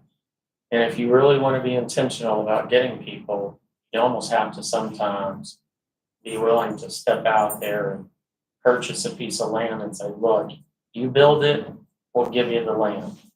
And that way you pique people's interest, right? That's how we got these guys interested in, and actually these guys from Burleson that I'm talking about, that's exactly where I showed them.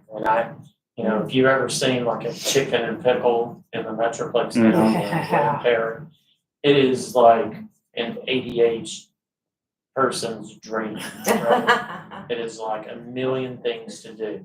Pickleball's just one of them. And it's all ages, there's young people there, there's older people there. I mean, it's just and it's not a, unfamily friendly place, right? Which would be perfect. So it may be a scaled down version of something like that. Mhm. And I think people want to do it, because you could put a restaurant in there, you make parents happy, you got stuff for teenagers, stuff for little ones, and people are making money doing this. So it's the type of place your kids are going to want to go to all the time. Right? So definitely. But, it's probably going to have our participation, because when you're trying to sell 2,700 people supporting a multi-million-dollar investment. That's really like more like 11,000 people. That's right. It's It not is. gonna be just the city. They don't necessarily understand. Yeah. Yeah. No, I it's- get it. I'm just saying, if we could push that, even if it's something starts out small, Granbury had that movie theater next to the drive-in that was just like one screen. Like, if we could just start something small to show the community that we haven't forgot about the kids or the teenagers, I think it would have a tremendous impact. I know we don't have a real good people coming to meetings just to be at meetings, and I feel like we don't have a good bond with the community. But if we could step out and do something for the kids, I think it would really start gelling to everything that we have going on. I would agree. I think the soccer park is an immediate opportunity. Yep. Number one, and then you put in the batting cages to make a pretty cool little video arcade so that between the soccer games, kids are able to go play, and maybe some pickleball courts for That's what- adults. And I think Even a basketball Yeah. court. A has a soccer basketball place. court, At the volleyball soccer, yeah. court. Pickleball is huge. totally. We got pickleball covered. You get a Massey's. All right, anything else, Troy? That's me. All right, we're gonna shift back up to public hearings. We're gonna open public hearings. Item Oh, wait, I'm sorry. Was there the back part? You cover that. Oh, yeah. The Lane building? That's a different one. Oh, okay, sorry. All right, item number 7, public hearing regarding the request for setback variances of 204 Lily Street, being legally described as 0.314 acres, tract D6-23, Milam County School Land District, and identified as parcel number R1666 by the Somervell County Appraisal District as follows. 1, reduction of the 25-foot minimum front and rear yard setbacks to 5 feet. And 2, reduction of the 7-foot minimum side yard setback to 1 foot. Do we have any proponents, opponents?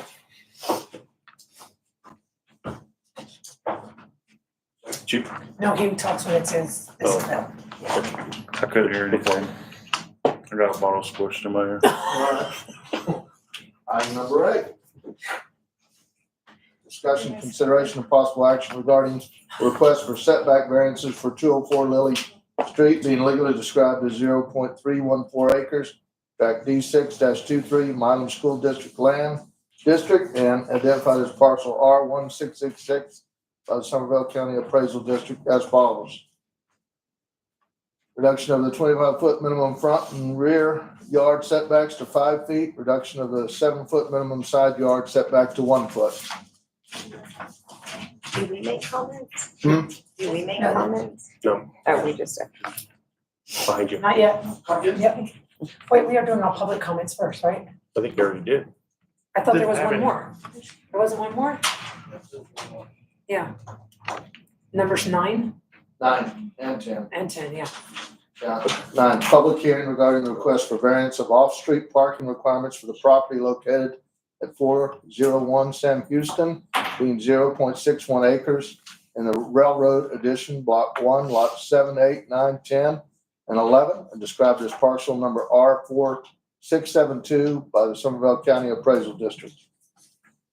Finally, 10, discussion, consideration, possible action regarding the request for variance for off-street parking requirements for the property located at 401 Sam Houston, being 0.610 acres in the Railroad Addition, Block 1, lots 7, 8, 9, 10, and 11, as described as parcel R 4672 by the Somervell County Appraisal District.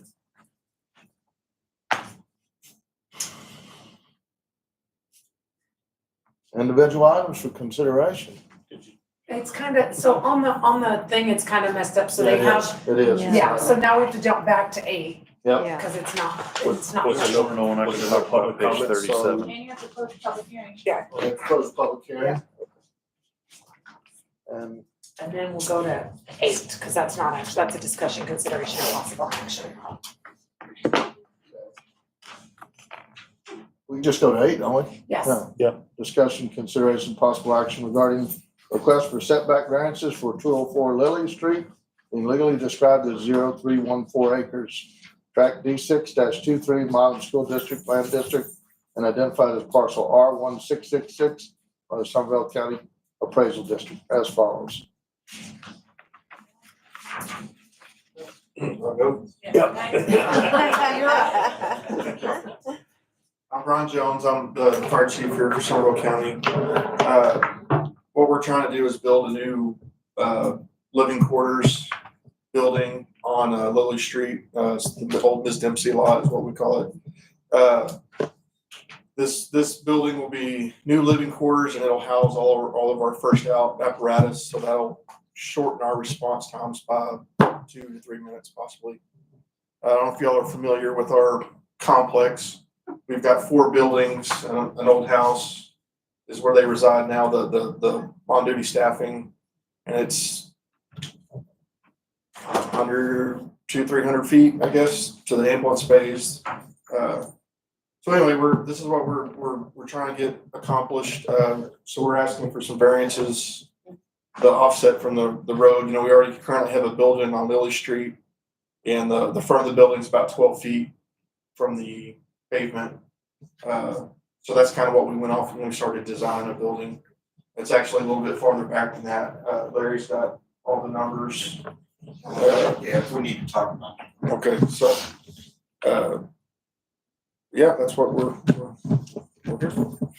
What's gonna happen with the existing residents? The current house they're living in, will be taken down, and then there's another, small building, pole barn type building that houses some boats and stuff, and that'll be removed as well.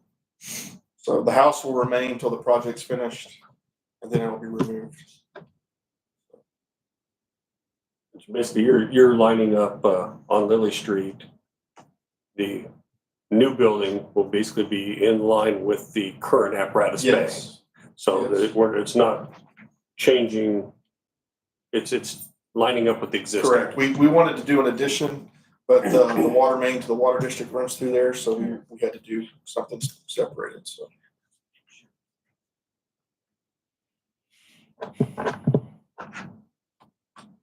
Y'all need it. So I'm glad it's come here. So one of the questions we always ask when we look at this space is how does it affect emergency response? Emergency response's ability to do what they need to do. So I think of all people, I probably need to ask you that same question. It's definitely gonna increase our response times, what we call our shoot times out the door. When the tones go off, like I said, during the day, they're in our training building with our offices. That's a separate building from where most of the apparatus are housed.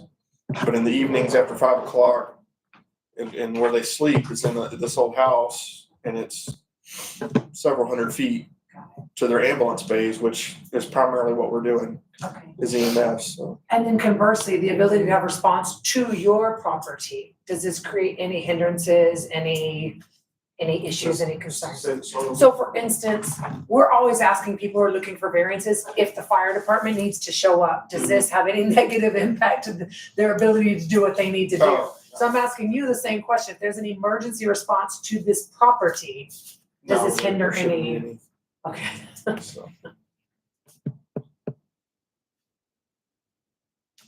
That's it. I have a question for Larry. Okay, Larry? Poor Larry. Larry, so I'm looking here and I know that we're looking for the variance for their property, but the red line goes way outside the That is scope. that's where we send the notices to. That's the Oh, limit that so comes up glad when you Jody say does the that. search for the two I hundred was like, feet. what? 200 foot. And that Okay. 200 foot, that's the radius that you see. And I can tell you, everyone in that radius that have responded have been positive about what's Good. gonna happen. Good. There have been no negative responses. That's wonderful. Thank you. We've got typed up here that there were no responses at all, either which way. Well, we did get a response, yesterday afternoon in writing, but it was too late to put it on council, but there was an approval for that of Randy. And then there was a lady that called and gave a verbal response. But other than that, there were no responses, no negatives. That's wonderful. I move that we approve the request for variance as presented. I'll second it. All in favor of the variance? 5-4, passes. Thank you, chief. All right, thank you all very much. Thank you, sir. Thank you, sir. Appreciate you. Sir. Thank you. Thanks for spending the evening with us. Oh, yeah. Okay, we got on to item 10. Do we have someone here for item 10 for the parking? Okay, I figured that. All right, discussion, consideration, possible action regarding the request for variance for off-street parking requirements for the property 401 Sam Houston being 0.610 acres. Railroad Edition, lots 1, block 1, lots 7, 8, 9, 10, and 11, described as parcel R4672 by the Somervell County Appraisal District. My name is Scott Knapp. I'm the owner and builder of those duplexes up in 401 Sam Houston Street. We need 18-foot deep parking spots, what we were approved for before you guys changed it to 20 feet. And I asked if I could get a variance from Larry on First Street, there's a property line and the street are not parallel to each other. So at the end of my building, if I go 18 feet off my property line, I got a 12-foot right of way from my property line to the road. And so I end up with a 30-foot deep parking spot there. And when I put a curb there, the vehicles will be about 5 feet from the building. So what I'm asking for is to bring that back 5 feet and draw a straight line down to the other end.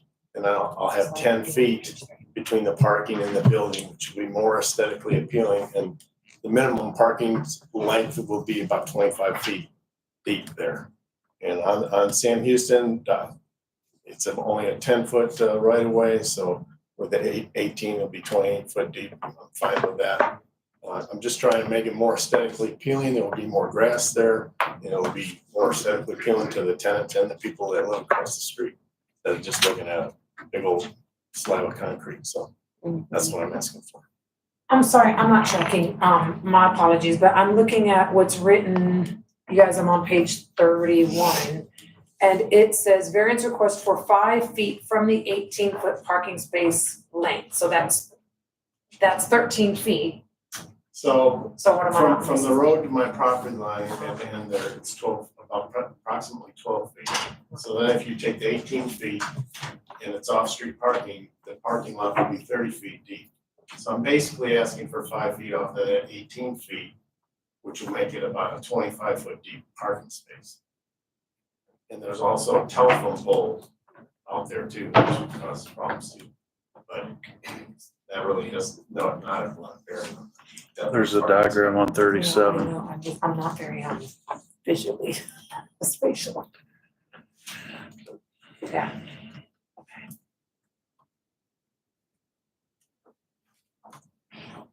So I'm trying to make the parking or the green space. I got some pictures. This is of the other place that I own and built in 400 Bailey Street. And that's 10 feet from the parking curb to the building. So if I have to do 30-foot deep space there, that's why I'm asking for a 5-foot variance. It'll give me that much room between the parking and the building, and your parking spot is still gonna be approximately 25 feet deep. If I don't, the vehicles will be half that distance to the building, which I don't think is very appealing to the tenants or the people that live and look at it all day long across the street. So that's what I'm trying to do. Not trying to change anything, not trying to change anything on Sam Houston either. I'll still go the right of way. The whole thing is, I asked building official Larry for if I could bring it back and make them shorter. He said, well, you can't allow the parking spot to be in the right of way, which is in the regulations, I guess. So that's why I'm asking for a variance. So the parking area wouldn't be in the right of way. Well, when I was approved, that parking space has to be 18 feet deep. Okay? So, but your parking space has to be on my property, not the right of way. So if I do that at the end of the building, like on First Street toward Sam Houston Street, because my property line and the road are not perpendicular, it forces this parking spot to be 30 feet deep down at the end of the building and only about 5 feet from the building. If I take 5 foot off of that 18, it makes it a 25-foot deep parking space. And it just, I don't know how to explain it. Wasn't there like a graph and Yeah, there was highlighted? Page 37. I think. Yeah, that's what. Do you want clarification on what he's trying to say? Yes. I thought that might come up, and the reason he was denied is because what he's proposing, if you look at page 37 and you see that yellow highlighted space, that is in the right of way. That's what I was thinking. I can only give approval for the 18 feet on his private property. What he's asking for is to use that part of the right of way when he's talking about that distance from that corner to First Street of that short side of that building to actually where the curve is of the road. There's a ribbon curve. When you get to that, that's 35 feet. What he's calling that space is actually in the right of way. So if you see that little sliver that angles down, that's what he's actually asking for, is to allow his parking to stick out into the approach. That approach that comes off of First Street is all paved. So when you see it paved, it doesn't look like it's in the right of way. You know what I'm saying? And there is telephone poles that block the back of those cars right there. So he's not actually going to be in danger of the car being hit because it's in the right of way. That right of way is quite wide there. Both Jim and I told him at the time that it was designed that he had to stay on the property. Now he's asking to be off that property to improve that front look. And it will improve the landscaping. However, he will be in the right of way. That's why he's asking for a reduced parking space. And it's probably in here somewhere, but because so what's the widest amount of right of way it will be in? That's 5 feet. 5 feet. Okay. Yeah, And then it it's narrows high. down. And then it hides, narrows yeah. down. That's correct. What he's asking for is to reduce the parking space enough to get that 10 feet between the building. Yeah, and the curb in the building, which improves the landscaping ability on that side. So he wants to improve that. Otherwise, it's tight. Yeah. On his building side. He will be 5 feet in the right of way, then it'll narrow down as you go. If you were standing on the site and looking at it, you would never know that he was in the right of way. Because it's paved.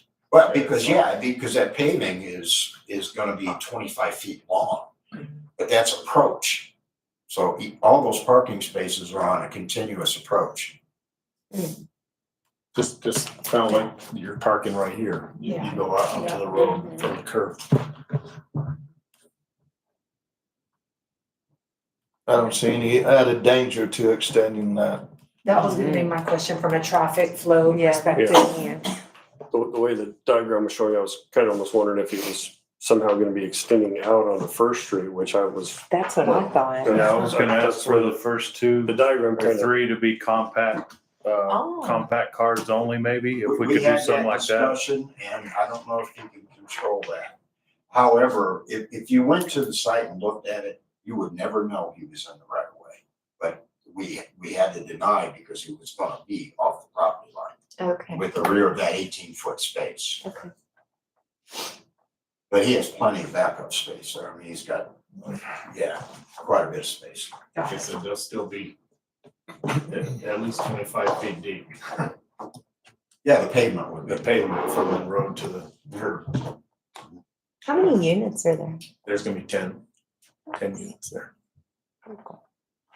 Right, and he exceeds his parking spaces a little bit. So this issue wasn't a vision when you came before us previously Well, on the variance? I'll 'Cause, be honest I'm with just- you, I didn't think about the right of way. So I was thinking I had to come 18 feet off the road.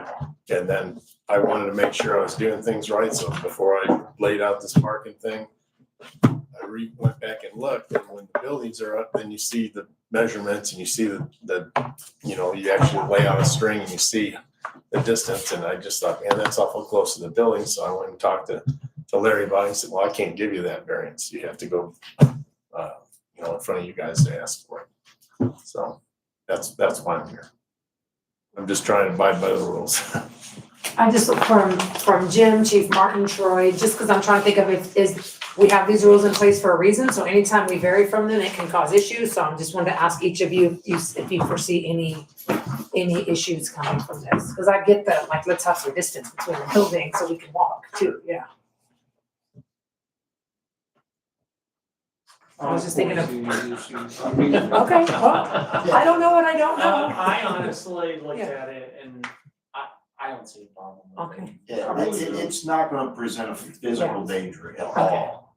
It's just the rules. Yeah. And because the rules are the rules, I can't let him put it. Right, in the no, right this is way. 100% the right thing, and then my job is to go, I don't know if there's something that I don't know, so let me ask somebody who may know that, man, that means I'm not gonna be able to get to a sewer line when I need to, or man, that's gonna be an accident that is more likely to happen. That's why I'm asking if you guys foresee any bear trap there. Nope, I don't see anything that would cause the problem. You're just reducing the parking Okay. space.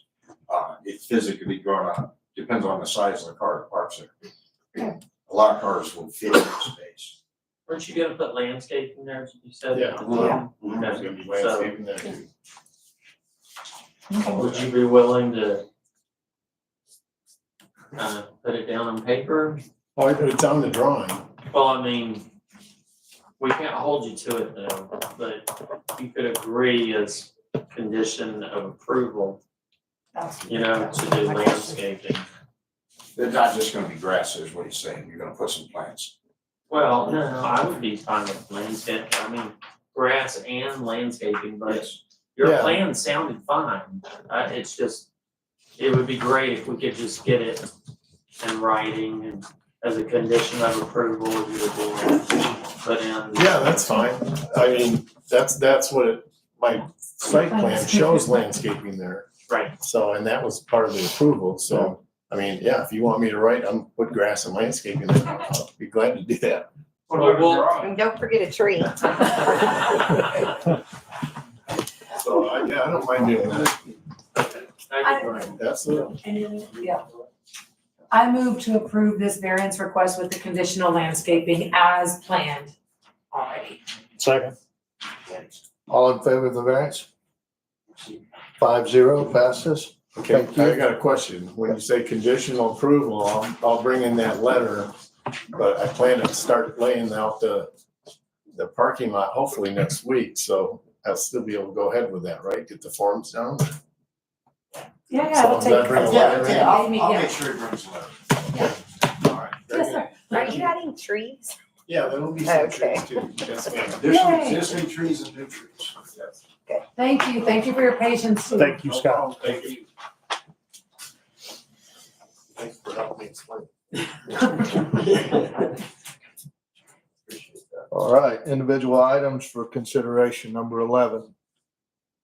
Discussion, consideration, possible action regarding a resolution adopting the amended City of Glen Rose Water Conservation and Drought Contingency Plan.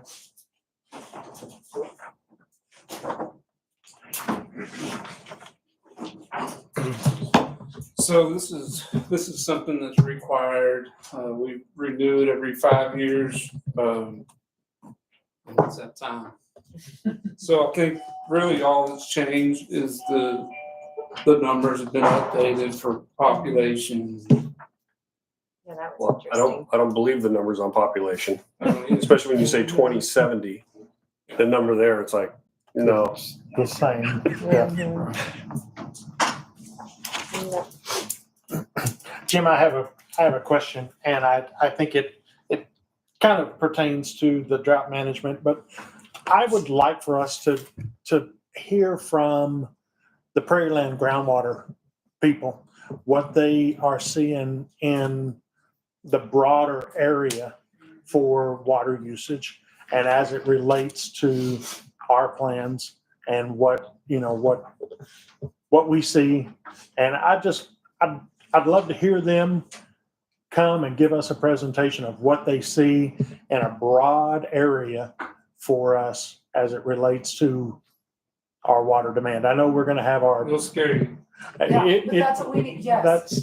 That's exactly what I want to hear. I've heard Mr. Joslin say before, like, water tables don't know county lines, right? Noise pollution doesn't recognize city limits. And so we're sitting here trying to make decisions, and one thing Troy talked about earlier was getting information in front of us to help us make better decisions. And we're making our decisions based on what we're doing here. But we need to know what's happening to the same folks in the areas that are pulling on the same places we're pulling on to be able to make a good decision. I'm getting nervous.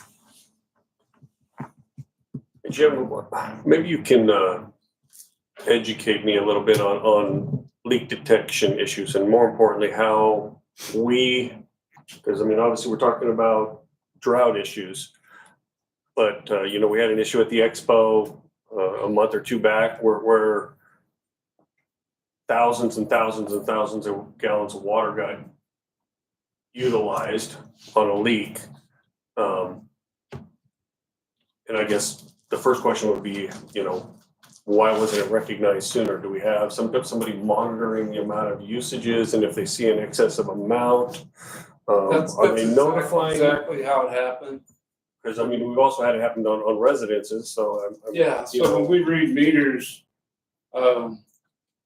she runs a report, and if the consumption changes by so many gallons, then she calls, just a courtesy call to let them know, like, hey, we think something's wrong. How often does she pull a report, or how often? Well, we read meters monthly, so we could basically be going over a whole month with a nice leak and not know it. Yeah. Well, you think daily checks? Well, I mean, weekly checks wouldn't be necessarily inopportune. I mean, it could be. I've been the beneficiary of one of those calls too. I have too. Thank you so much. So they do help, because I would not have known otherwise. But it also clearly had been for a while because my bill was double. So, which means the water usage was double. So I think to your point is, could we potentially look, maybe even if we identify larger usage clients? Or is there another more efficient way than somebody actually having to just pull a report? Is there a more efficient way? Yeah, I mean, there's different, there's meters, smart meters that, alarm. I mean, you can look at that stuff daily just by pushing a button and looking at it, but they're expensive, and it would take a long time to get them installed, and they're cellular based, way more expensive. They're way expensive. But I mean, it's Could it be something that we would? resource that, I mean, Well, obviously, you we're talking drought. spend money on a meter, but I mean, water is pretty important, so. Could it be something that we place on our largest users, and therefore, if we caught something, we would be alarmed quicker? Like, for instance, at the expo. Yeah. Or required on new development. I mean, you could make a case to somebody like the Expo that an investment from them might be worth it if you can avoid paying a $40,000 water bill. I mean, even working with what we have, is there potentially a way for us to identify our big users and say, these folks we're gonna check weekly? These 5 top You users. can, I mean, it's not easy when we're understaffed. Yeah, like yeah, yeah, crazy. It's Yeah. so like right now, I do not think we have the ability. That's why I said more efficient. I didn't wanna, yeah, I'm not trying to add workload. Yeah. Just something for us to consider. I mean, at some point, the homeowner and the expo people that run it have a responsibility themselves to go check. Well, you know, I'm concerned about the expos.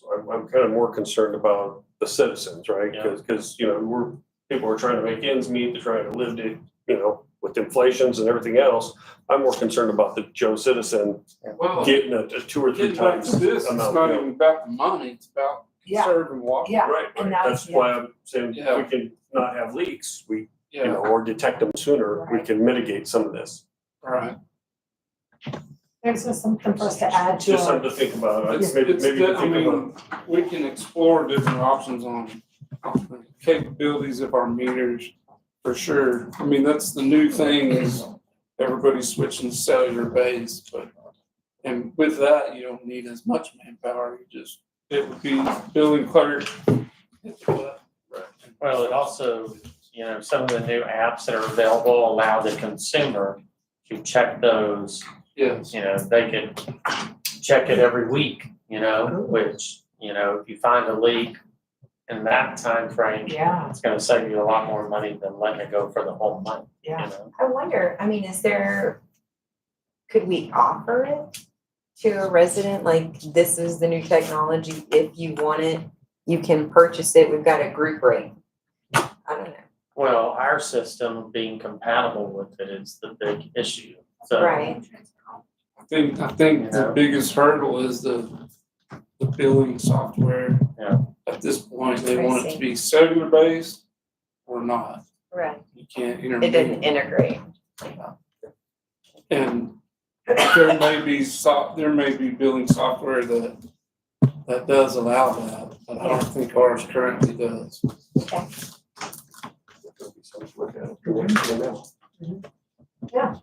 Okay, any ideas on the discussion and consideration of the plan? No, I appreciated the various stages and trigger points that you had identified. I definitely read them and those quite extensively to figure out, you know, not only the activation, but deactivation. Right, I think this coincides with the water district, depending on what, for purchasing water or not at the time. We Need a motion to I'll adopt. make the motion to adopt as presented. All in favor? 5-0. That will be resolution. Thank you, sir. Emily, resolution number 2024-R-05. All right, discussion, consideration of possible action regarding the installation of downtown lighting. Emily, can you put that up? Yes. Okay, so to continue our You're doing a agenda great item job. from last month, Thank you, sir. we did we did engage G&G Electric on what it would cost to do the lighting in the entire square, so it actually turned out to be cheaper than I thought it was gonna be. That's $116,000. Now, these lights in Granbury, and, you know, I spent some time with an architect today that lives there and was involved when they put these lights up. And he had mentioned that these lights, and I'm not an expert on voltage and luminance, but they are really, really bright. If you've been to Granbury, notice. Now, it lights up the whole square, so it's good, but it is very bright. He had suggested that we could tone those down a little bit to like 3,000 lumina or whatever lumens. These are like 4,500. So it wouldn't be quite as bright, but it would certainly be an improvement, major improvement over what we have. So he had suggested that we could try it on one of the buildings just to test it out and see what we thought. But, you know, I think this brings our town square to life, you know, because it isn't right now at night. It's a ghost town. Hey, quick question. Yep. Since I've been knocking on a lot of doors recently. Why'd you do that? I know. Selling for Amway now? Yes, and I'm not good at that. I was talking to this husband and wife, which are very much into the dark sky zones, and they actually said that Glen Rose became, I guess, a certified dark sky zone back in 2020, and we're in the process of like it all coming to fruition. And then of course COVID hits, and so it went on the back burner. And I mean, how would these affect that? Because that is so cool if we could really promote that. I mean, Well- I don't even know how many areas around this whole like Right, and it was a big, region it was a is big one. question brought forward during the comprehensive plan. I had lots of people at all the comprehensive plan Yeah. meetings talk about the dark sky initiative. Yeah. Yeah. Well, I think definitely toning them down from what those are definitely gonna help. They are pointed downward.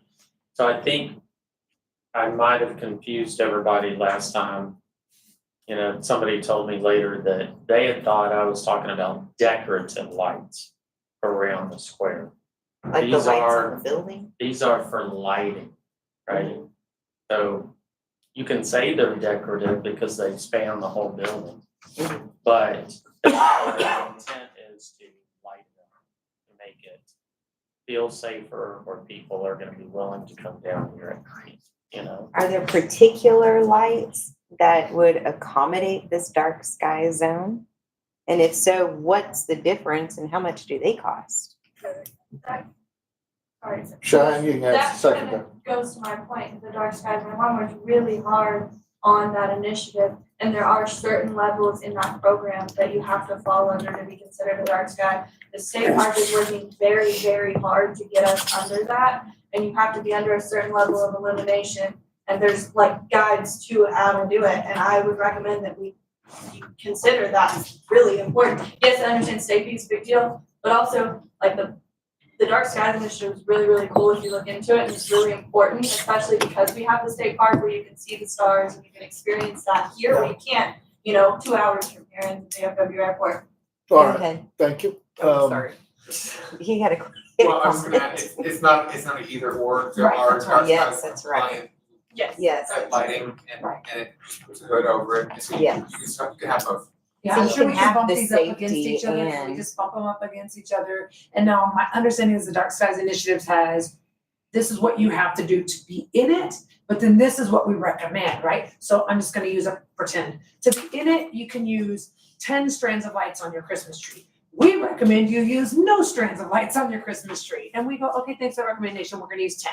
Because we still get the lights that we want, but we're still meeting their threshold. So I believe in what I've seen, they have like the absolute requirements to be in, which is like here, and then here's what we Yeah. want you to do. So I'm confident we could bump them up against each other and have the light that we need to have on the square and still meet those. I think so too. Yeah. I mean, these are LED. They can match the current color of the existing lights. So, I think we can accomplish both and still fall within it, and I would get that in writing from GMG, so, To make sure that they're dark zone compliant? Yeah.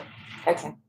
And this is just going around the square. What are our thoughts of going, west on Bernard towards River House and basically the other way towards Green Pickle and so on, and then up towards Whiskey Woods or what They do we? would definitely like it. We spoke. Well, to I know they would, but are we gonna put more? I guess my question is are we gonna put the existing lights in those areas or? Well, he did figure going down Bernard.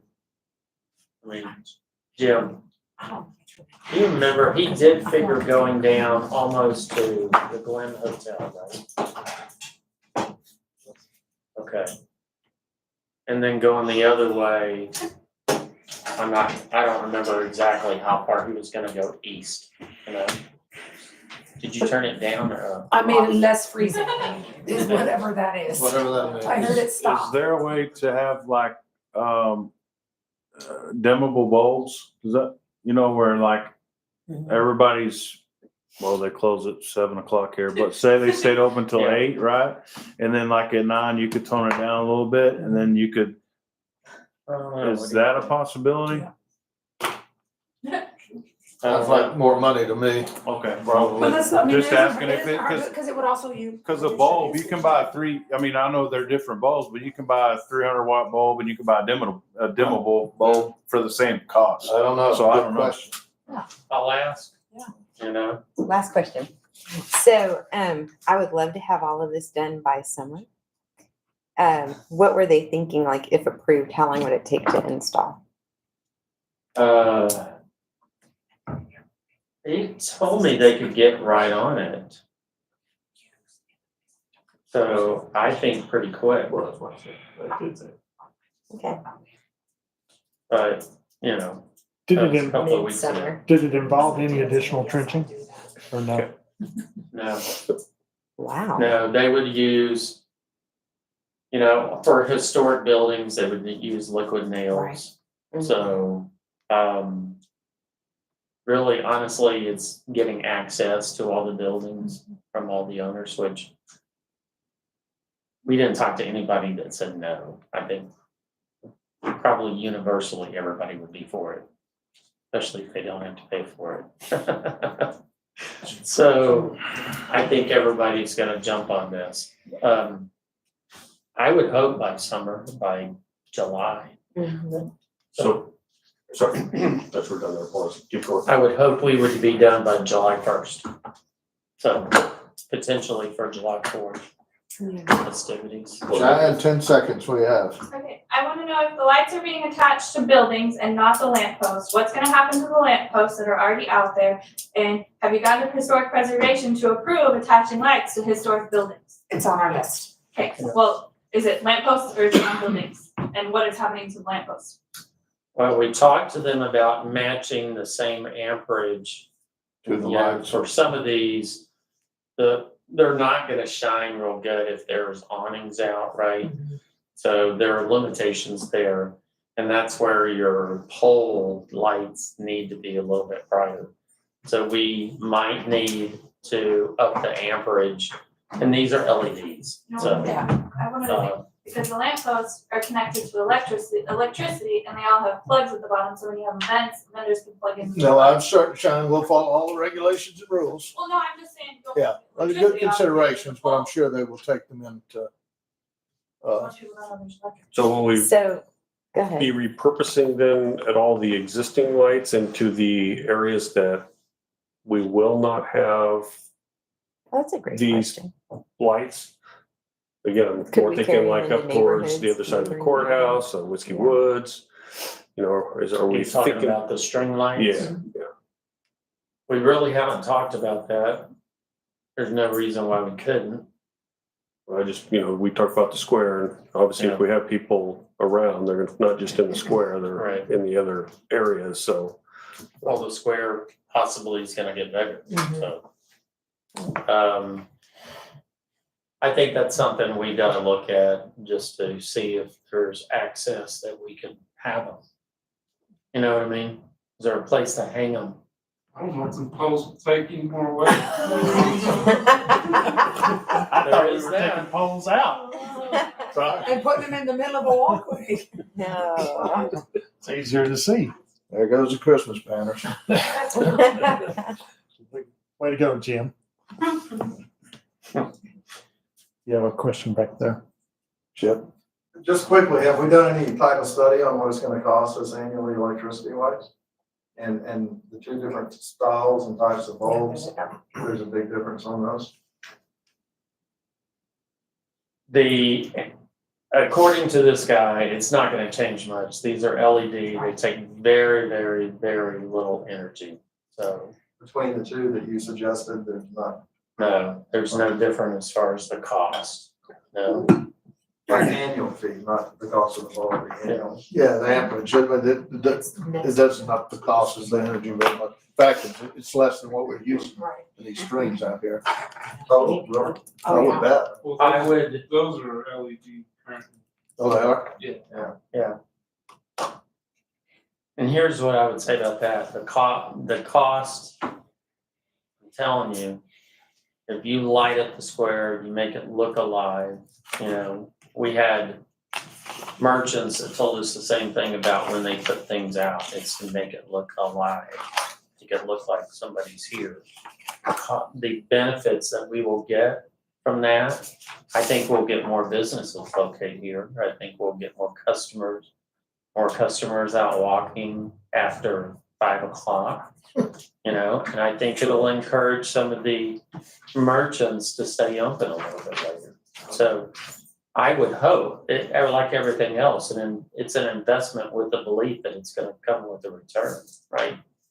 So for 116, if we can get our sales tax to $3 million, that's more than paid off, 116,000. So I would just reiterate what Councilmember Schultz said, and that's, I had the same thing with the dark skies. I mean, if we're gonna try to stay true to that, we don't wanna have to redo them next year. And I found what they look like. You see what he was talking about? Like it's just a cap on top.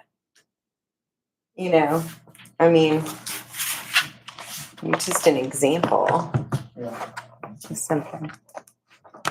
So last month, I was gonna put 4 lights and y'all said, put them everywhere. Yeah. Now I wanna put them They just, everywhere. they have. No, I want them Well, everywhere, but I want these Yeah, kind. I know the dark side initiative, they just talk about Let's instead go. of being angled up, it's angled down. They put little deflectors, it actually will be to our benefit, because Well, they're gonna if we shine fall, there. that's what I'm saying. They're not If gonna we be meet, Exxon. for what it is we're trying to accomplish, there's no conflict here. Because the Dark Skies Initiative is saying, please stop lighting up the Right. sky, and we're trying to light They're up the not. sidewalk.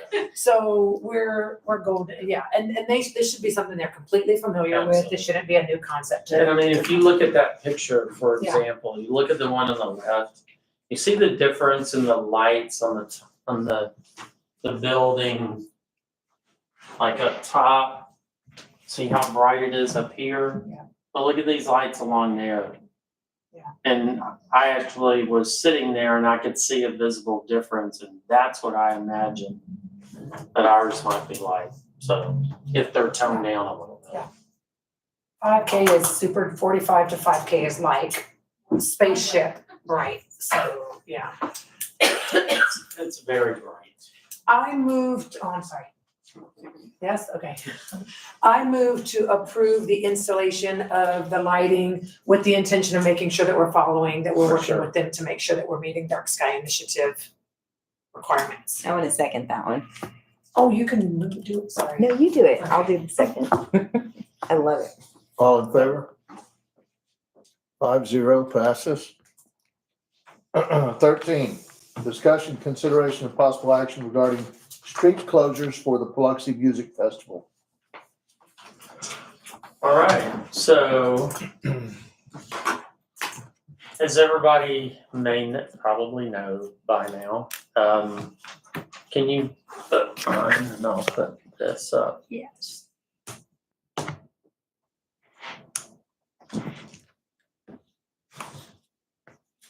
When the county dropped the River Fest, we received a lot of calls from, restaurants, from hotels, Airbnbs, talking about, I don't know what happened. And so we literally, went back and forth. Should we pick this up? Should we do it? And because it seemed to be pretty widespread, we believe that it would affect our sales tax, it would affect their results. We wanted to keep those numbers continuing the upward trend. And I didn't even talk about it earlier, but we're still up 16%. April was flat. But, we're up 16%, we're up $100,000 over the same time for the previous year. So great. So onward to 3 million. Tally ho. Yeah, exactly. So worth 4 beers. Maybe 5. Anyway, so this is some of the marketing that we're doing. We are encouraging sponsors, but, you know, we reached out to people that run festivals that, you know, recruit bands, do the programming, all the legwork, because it's, you know, it's extensive if you do it the right way. You know, we brought some people in. The cost really was a little bit prohibitive for what we're willing. And look, we have to look at it as an investment for the future. A town that exists off sales tax has to make investments. You know, we need to establish ourselves as more than just, you know, dinosaur friends or Right. fossil rim, right? So, you know, we amp up the town square. We do these type of festivals that bring in people. You know, a 2-day fest versus a 1-day concert, it's night and day difference, right? Especially when we go back to talking about, again, pulling from Fort Worth, pulling from Granbury, we pull from the town around us. So we've been able to, with the help of some people that do this in Burleson, that have been looking at us for some of the entertainment venues that we're talking about. They said, okay, we'll do this for you. And they're not charging us. So we saved about 50 grand right there just on you know, the fees that other people were gonna be charging us. Now, it means that we're doing more of it. So it is a drain on resources, and Veronica and, you know, it's all hands on deck, you know? But we've got a great lineup. So Friday, hold on. I've got it here, Troy, if you want me to read Well, it. hold on, I'm a visual person. Do it. Oh, here we go. This whiteboard was so worth the money. Anyway, so Friday, Oh, wow. we go That's amazing. 6 o'clock, gates open, town square. Bing. It's roped off 6:30. Hard Day's Night, which is a Beatles cover band. Tribute band. Tribute band. 8:30, Mike Ryan. So Where will they be playing at? On the square. literally, where am I? Here. No. No, right there. Here. Right there. At Whiskey Woods? Right there. In the Oh, middle. there. It's such a man In the thing. middle of what? We're lost. I thought we were put in between Levita and City Hall. That's right. Oh, yeah, okay, that's right. Even I. I was sitting outside looking this way. All right. Here. So, people are gonna be, restaurants are gonna be staying open a little later. I know Whiskey Woods is gonna be going till midnight. And so the idea is to push people, you know, before the concert to other events. This is, in my mind, a little bit like South by Southwest, in that we have music and we have things going on at multiple venues. So Sexton Mills, Whiskey Woods, Blackie's on Square, And on the road. and on the river, Oakdale, all participating. What are they So- gonna be doing?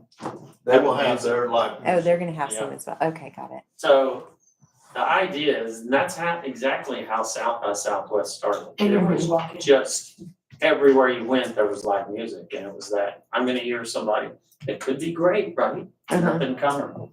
So that's what I think we're trying to get to. So Saturday, it's in Heritage Park. We have Paul Niola, and he plays locally. It's very good. At 1:30, Charlie McCabe, and he is country. He's a younger guy. He's out of the Austin area. I'm familiar with him. He's good. And then 3:30 to 5, Kendi Jean. She plays at Blackie's, Warren's Backyard, some other places, but she's out of Fort Worth. Very talented, extremely talented. And then there's a break after 5, so it goes back to the square. So people have time if they're on the river, freshen up, come back for the headliner. Go eat at one of the restaurants if they want to eat, whatever. So gates open at 6. 6:30, Curtis Grimes. Oh, my bad.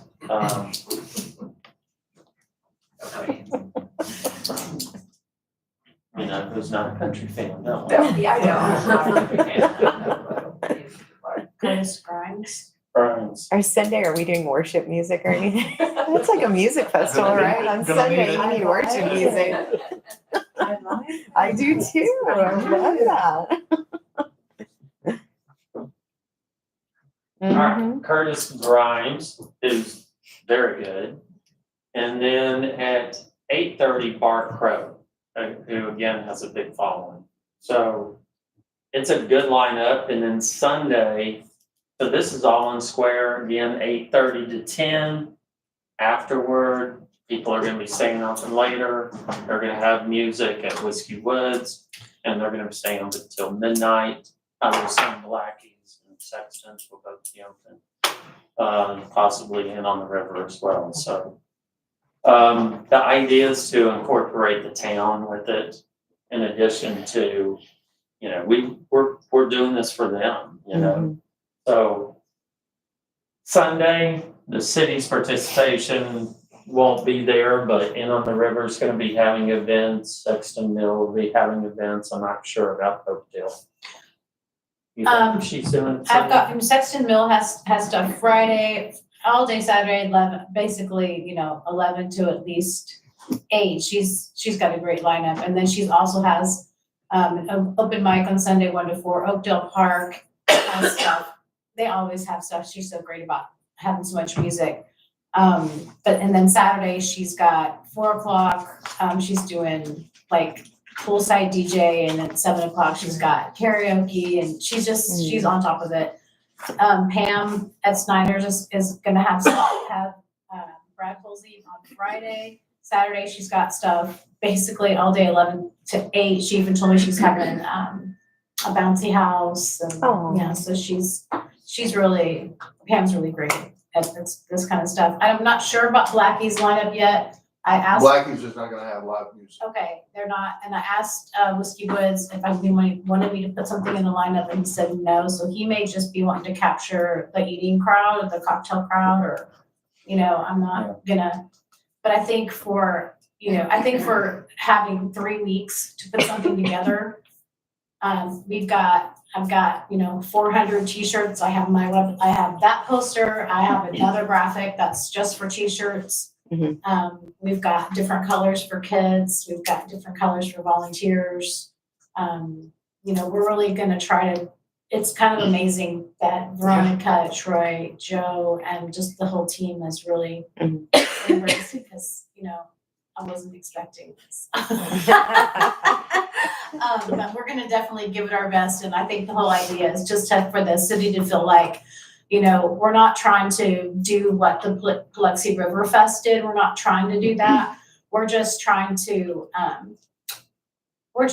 do something in the place of it, so that the people that had intended to come and people that were really interested in it still have something to come to, even if it may not be what they thought it was. We're hoping it will be as good, or, something better, and they can bring the family, and, It could grow into a yearly event. Sure, and if we have a year to plan. Yeah, something exactly. really cool. So I don't expect it to go off without any hitches, but I think it'll be good. I think it will be. So shortly you can go online and get your bracelet. Bring your wives, bring your kids, bring your uncles, your cousins. So Friday and Saturday night in the square, you have to have a bracelet for $25. These guys perform at Billy Bob's. Green Hall. Tickets $40. That's for one night, one guy. We've got 2 nights of music for $25. It's pretty darn good. Yeah, and so Saturday is free at the park. Saturday's just, there'll be music at the park. The stage will have food trucks. I got like JB's Catfish coming, Massey's is gonna come, and Trisha's fine with it. I talked to her. We've done all the things to make sure everybody's okay with all that. I can't remember the other Is couple. Baked coming? No, Baked cannot come. Oh. I think her daughter's getting married. Oh, okay. That'll be out tomorrow, the ad with the lineup. Oh, yeah, I mean, I had to, we're just like, we're on it, you know, we're on it. I'm just gonna share as soon as. Oh, yeah, it's out.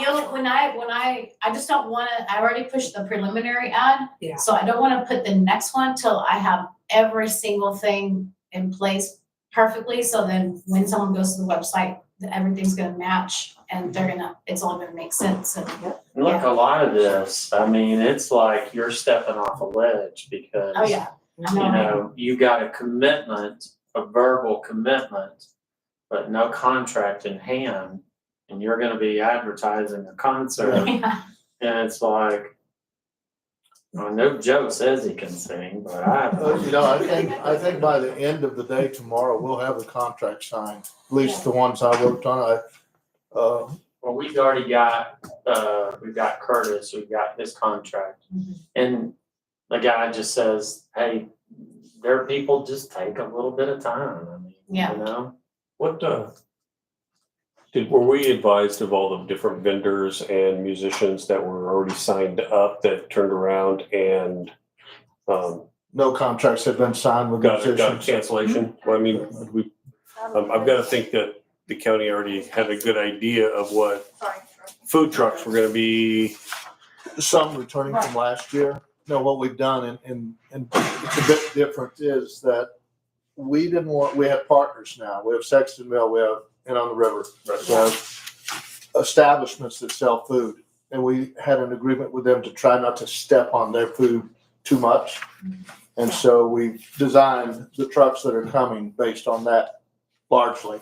Because they had already stepped up and started to cover the That's gap right. before That's we. exactly right. Yeah, got it. And so they There's a were little partners. crossover, but. There's a little crossover, but honestly, I mean, Trisha especially, you know, and Todd Massey, when I spoke to both of them today, were just absolutely just lovely both. And he was like, just make sure that this, and she said, you know what? Let's just have a great city celebration, and whatever it takes, we're in for it. You know, This so. is a smaller scale in some ways in that we won't have merchandise vendors That's right. like they did. We're not doing that. Can't do it all. Right. But we are gonna have, just the food trucks, and then we're going to have a portable bar over at Heritage Park. And For 2 selling. rentals? I'm sorry, Are there gonna be like 2 rentals and stuff? that's being considered, but To what? I mean, the Two thing, Aren't they the hanging thing out with in the cheap river? rentals that I talked to Trisha today about that, because again, like you said, we're kind of jumping off a ledge in many ways, because I've really never, Yeah. this is a big thing for me, but I'm really trying to do my very best with it, but You are? Yeah. her comment was all about liability and things like that. So she said, last year's fest was really super river focused. I feel like people that know that they can go into the river know that they can go into the river, and if, so I think if we dive into that at this time, I'm not sure that it's something that we want to take on, so. I'd rather us keep our scope tight and clean. I think I'd it's more rather, about the I'm gonna have a music. food cart, but I'm just gonna sell tubes and have a generator. 50 bucks, let's Girl, go. that is your thing, I said, You're giving up That's your my Amway jam job. right Yeah, there. I'm giving up my Amway job. There it It's that Bigger and base brighter next thing. year. There is an I think opportunity. now, I think we'll Yeah, keep there it is. focused on music, and with the music designation happening soon, it's kind of nice to have something to, okay, so The one thing I didn't hear, and I know you probably already thought through it, but the transportation piece of it. yeah. Mhm. So I was told we can use some of the expo parking. I called Cindy Gray, and spoke with her about sectioning off of the front portion of the expo parking, because they do have a big barrel race that they have to, make sure that they get trailers in.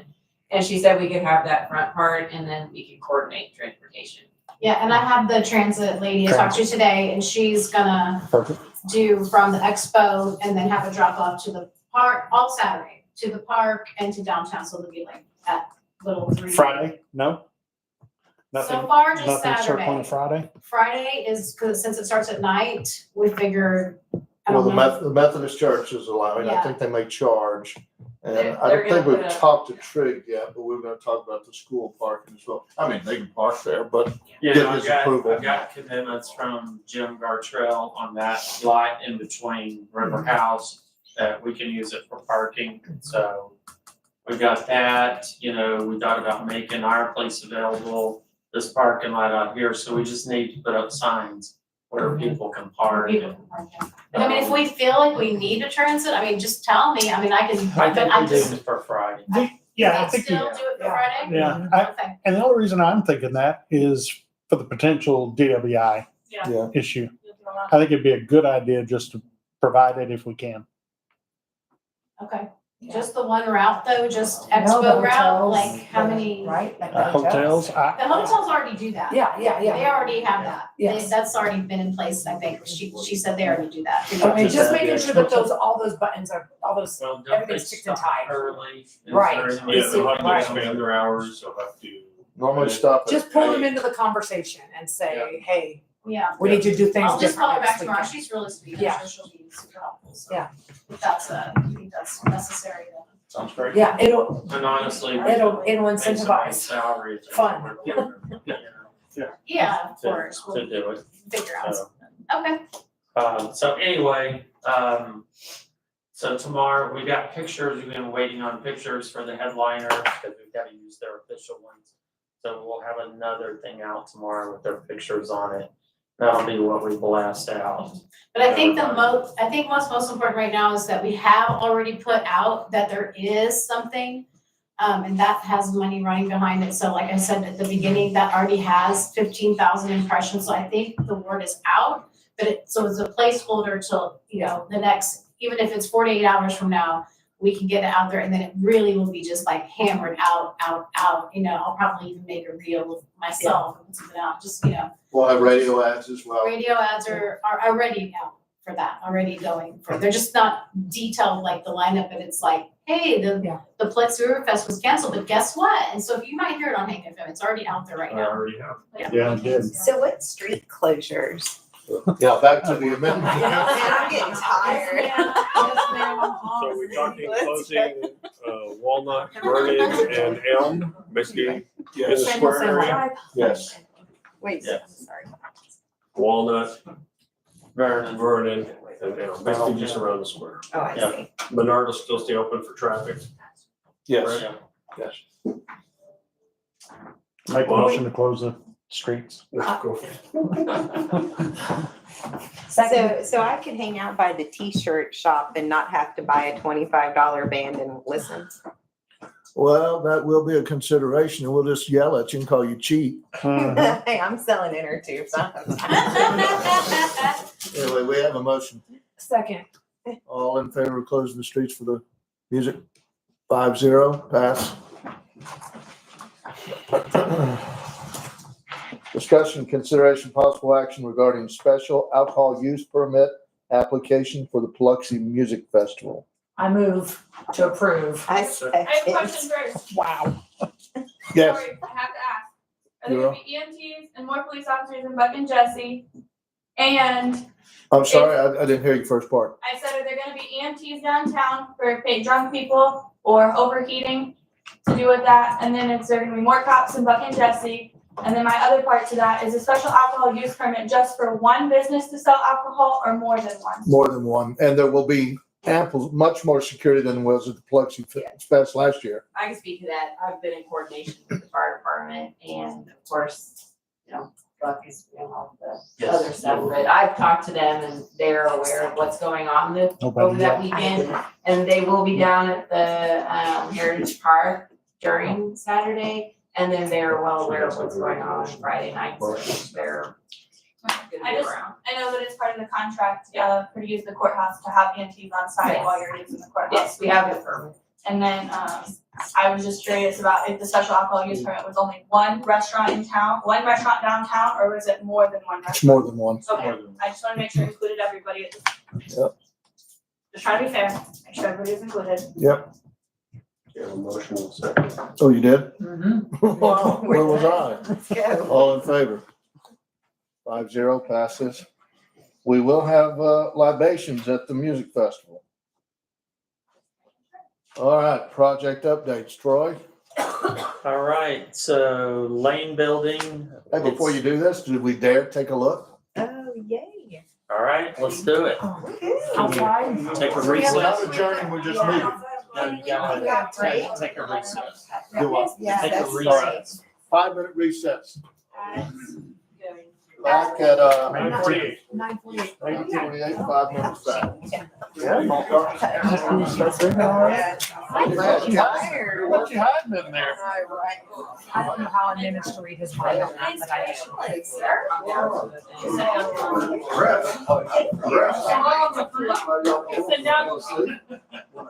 I'm running too long on that. Yeah, I didn't think I was gonna be this much. Me too. Right, my friend. He's like. Yeah. I know Corey is gonna be. Can you remind us it looks better? I know, that's how you gotta be right.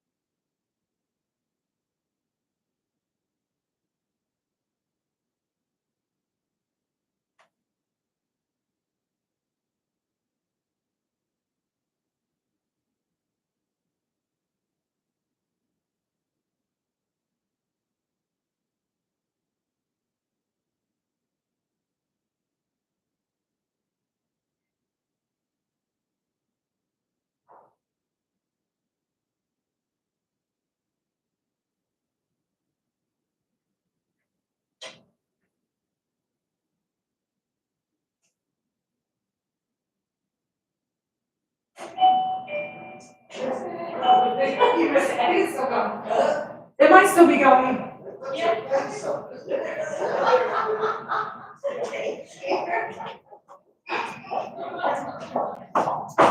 Oops, the TV's off. Let's try this again. That's really nice. I like that. The things are not moving. I forgot to mute them. Ooh. Nobody's on lockdown. Is there anybody on? I can't tell, I don't know how to tell.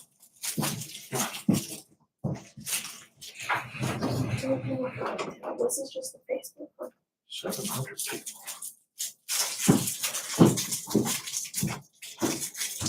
Okay, where were we here? Lane building. My wife saw it.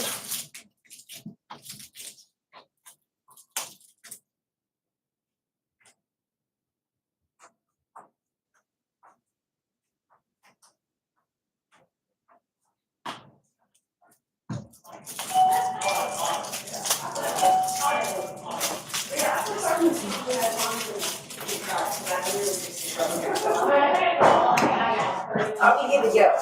Not a big deal.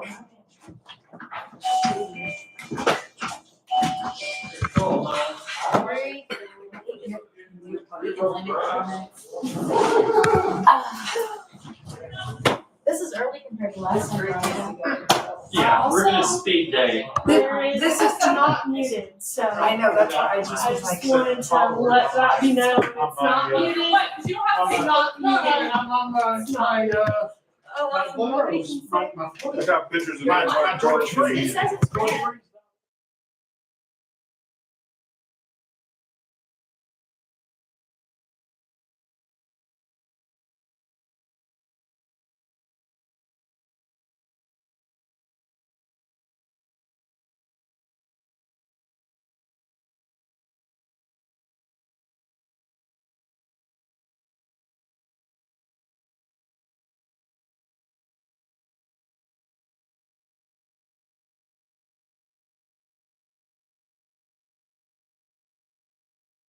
This Kendi Jean.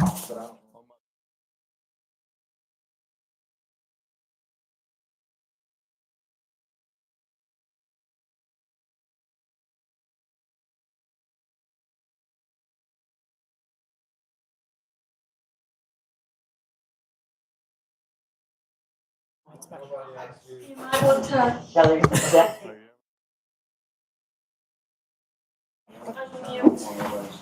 That was great, guys. Thanks for sharing.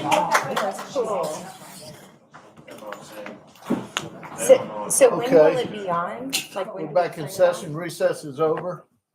I actually think it'd be great to fire it up, at the music festival Friday night for the crowd, you know? Oh, That'd be yeah. pretty awesome. Can we sync it to the bass guitar? Well, that'd be awesome. Yeah, that would be cool. Like the drum beat, all right, downbeat. All right, we're on the Lane building update. All right, so, you know, we had a structural engineer come out and look at it that delayed us for 2 months. And so we got the report back. According to them, we can save the roof. We had another contractor out today with an architect and looked at it again. They feel like we definitely can save the roof. So it should save us some costs there. We had environmental talk to us about the gas tanks, and there's some options there that won't entail ripping them out of the floor, which is great. So I think we've gotten past a couple of hurdles, so the next thing will be that we engage architecture. We decide on somebody. So I've got a scope of services. I've had Heather Bianco. She's got her experience is in working with contractors and construction, and also Rex Miller, who also comes from a construction background, just to have another set of eyes.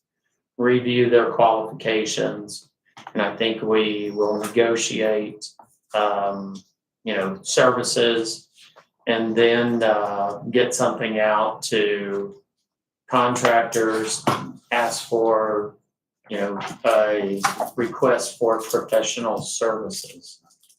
So we'll get 3 different people, we'll review those, and those will come before you, because that's gonna be the big ticket item, right? So, we're back rolling at least, now that we've got the structural report. So we just had to get past that. There's not a lot of people that do it, and they took 2 months to do it, so. Can I make a recommendation that you add 1 or 2 council members onto onto that committee, so that when we sit there and are making design, implementation, strategies, whatever, that it's getting lots of eyes on it, so that, a lot of people are involved.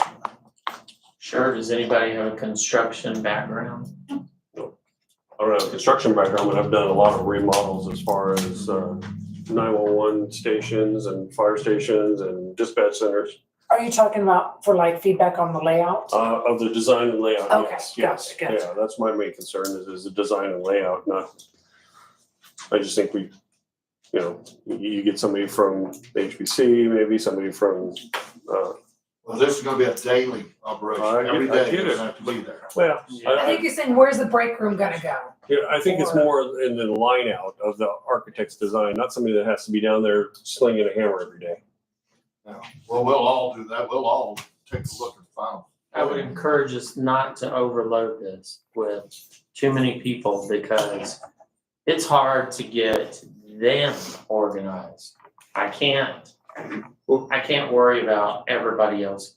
I get it, I just don't want us to spend the money on an architect design that we don't, that comes back to council and council's going, well, I don't like the way that looks, that doesn't make any sense.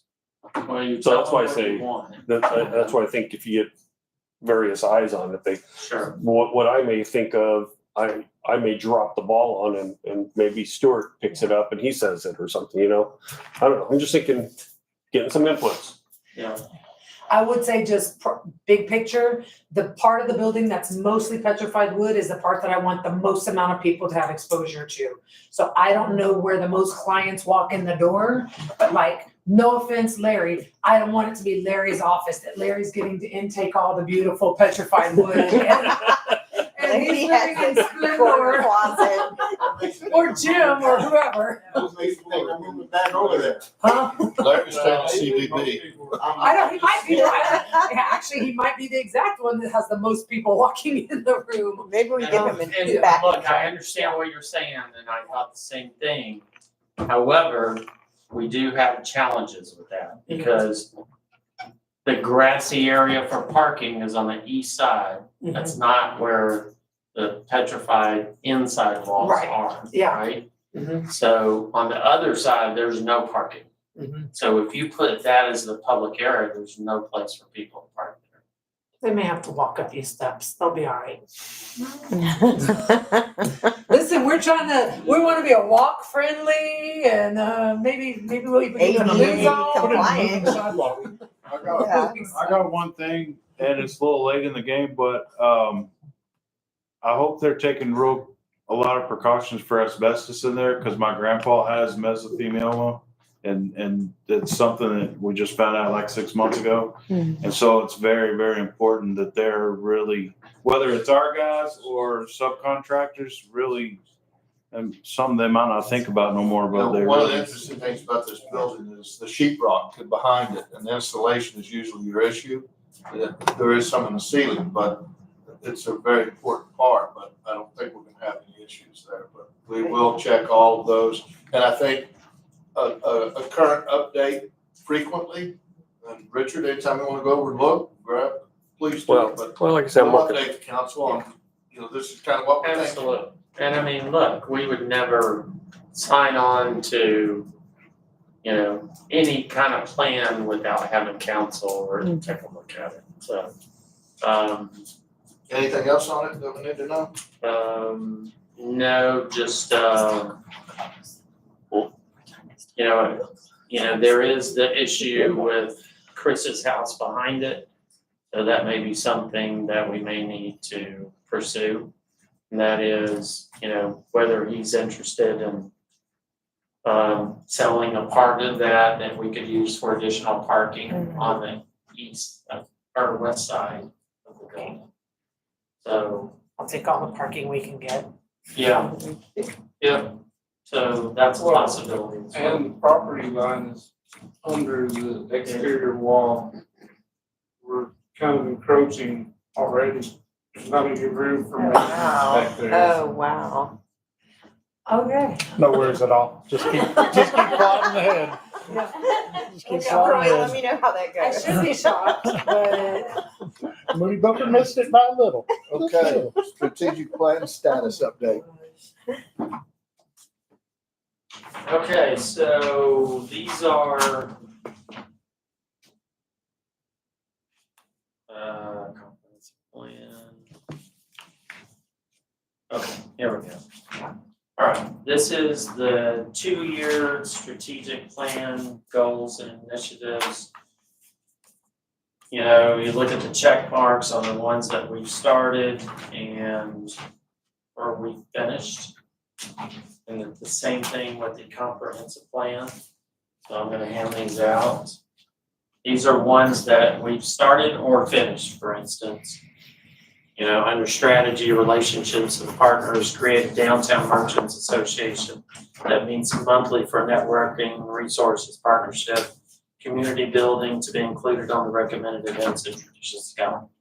We're already doing that. So anyway, this is the part of the plan that, just to give you an update on things, initiatives that we're working on. I would say the big one is the communications plan. We don't have the bandwidth right now. We have started kind of using the city's Facebook, the city's website, post more events. This Riverfest will be a good example of how we're trying to do that. We also want to try to use the Facebook page, and Veronica's leading that to, you know, just to inform people of what's going on. You know what I mean? So if we, like if we're gonna announce the tower or light it up for everybody, you know, the Friday, the 31st, let's put it out there, let's let the community know. So it's not the full-blown communications plan, it's because our hands are extremely full right now, but we do recognize the importance of informing the community of what's going on, and we're gonna try to use all the resources that we have to do that. And I think what she's doing with her website's gonna do that too, about events. And I think the difference is, you know, hers is around tourism, fun, bring people here.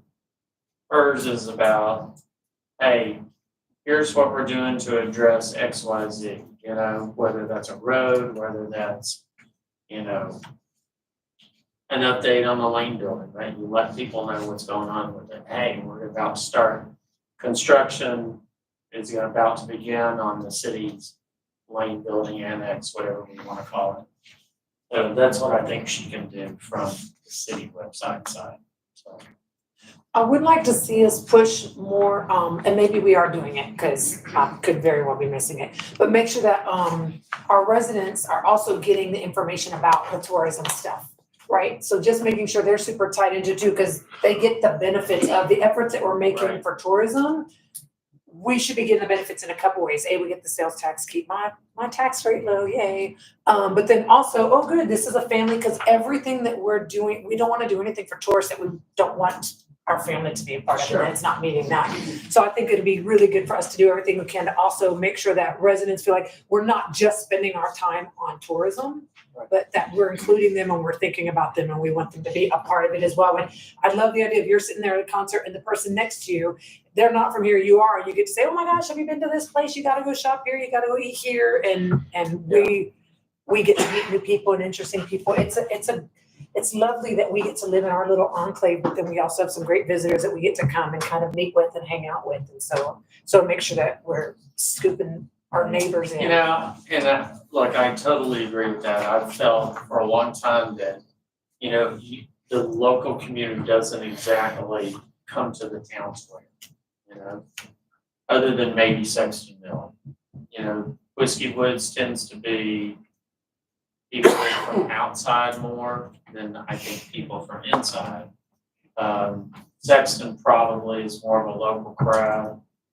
Blackie's, I think it's a lot of both tourists, but it's not a huge facility either. So I agree with that. The question is, do we have the right things here? Right. Right. And I'm not sure of the answer. So. Anything else? Any questions? You know, again, adopt the comprehensive plan, complete a sidewalk ADA assessment. Well, we still have the downtown sidewalks to address. They're not going away and they haven't been fixed. So. Where is that? Like, I mean, where do you, I know you have a lot. You know, but I mean, look, we've talked about an EDC to be able to access grants to do that's it. right. It's gonna be, it's probably $700,000 to $800,000 to fix. Mhm. So it's not gonna be cheap. You know, so if we could get grants to offset that cost, obviously that would help us. So, What do we need to do to set up an EDC again? Well, it has to be on the ballot, It right? has to be on So the how are we on our timeline for getting something on the November ballot? Are we good, plenty of, okay, cool. Oh, good. that's the plan. But we're gonna be able to put it on the ballot over there. We're gonna have our own ballot over here. Since it's a November election, It's a- it will, It'll be here. It'll be on theirs. it can be on, It'd be on the general ballot. The yeah. general, yeah. It'd be a local option on the general ballot. It'll be at the bottom of the ballot, but Yeah. Yeah. Well, thank you, Troy. That was great. all right. Got a lot of things moving. We have a consent agenda. We have 3 items on there. If anyone sees something that they'd like to individually address one of the items, please tell me. If not, can we accept them all? I'll make a motion to accept all 3 consent agenda items as presented. Second? All in favor? 5-0. Consent agenda approved. Folks, you're not gonna believe this. Do I have a motion to adjourn the meeting? I motion. Meeting adjourned at 10:10. Look out, Whataburger. Breakfast until 11. That's right. We got another 50 minutes we could meet. Breakfast doesn't start till 11. Hey, are we doing any type of like push notifications to people that are coming to the music festival? Like, you know how you like you scan a QR code and then it will say this is coming up, or it brings you straight to a calendar of events or where? Okay, I just didn't know. If it was something. Yeah.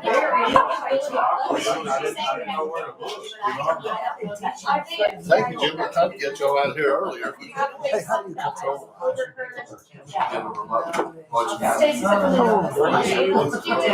Expanded on that yet. That one, Oh, they already did this. They would come back.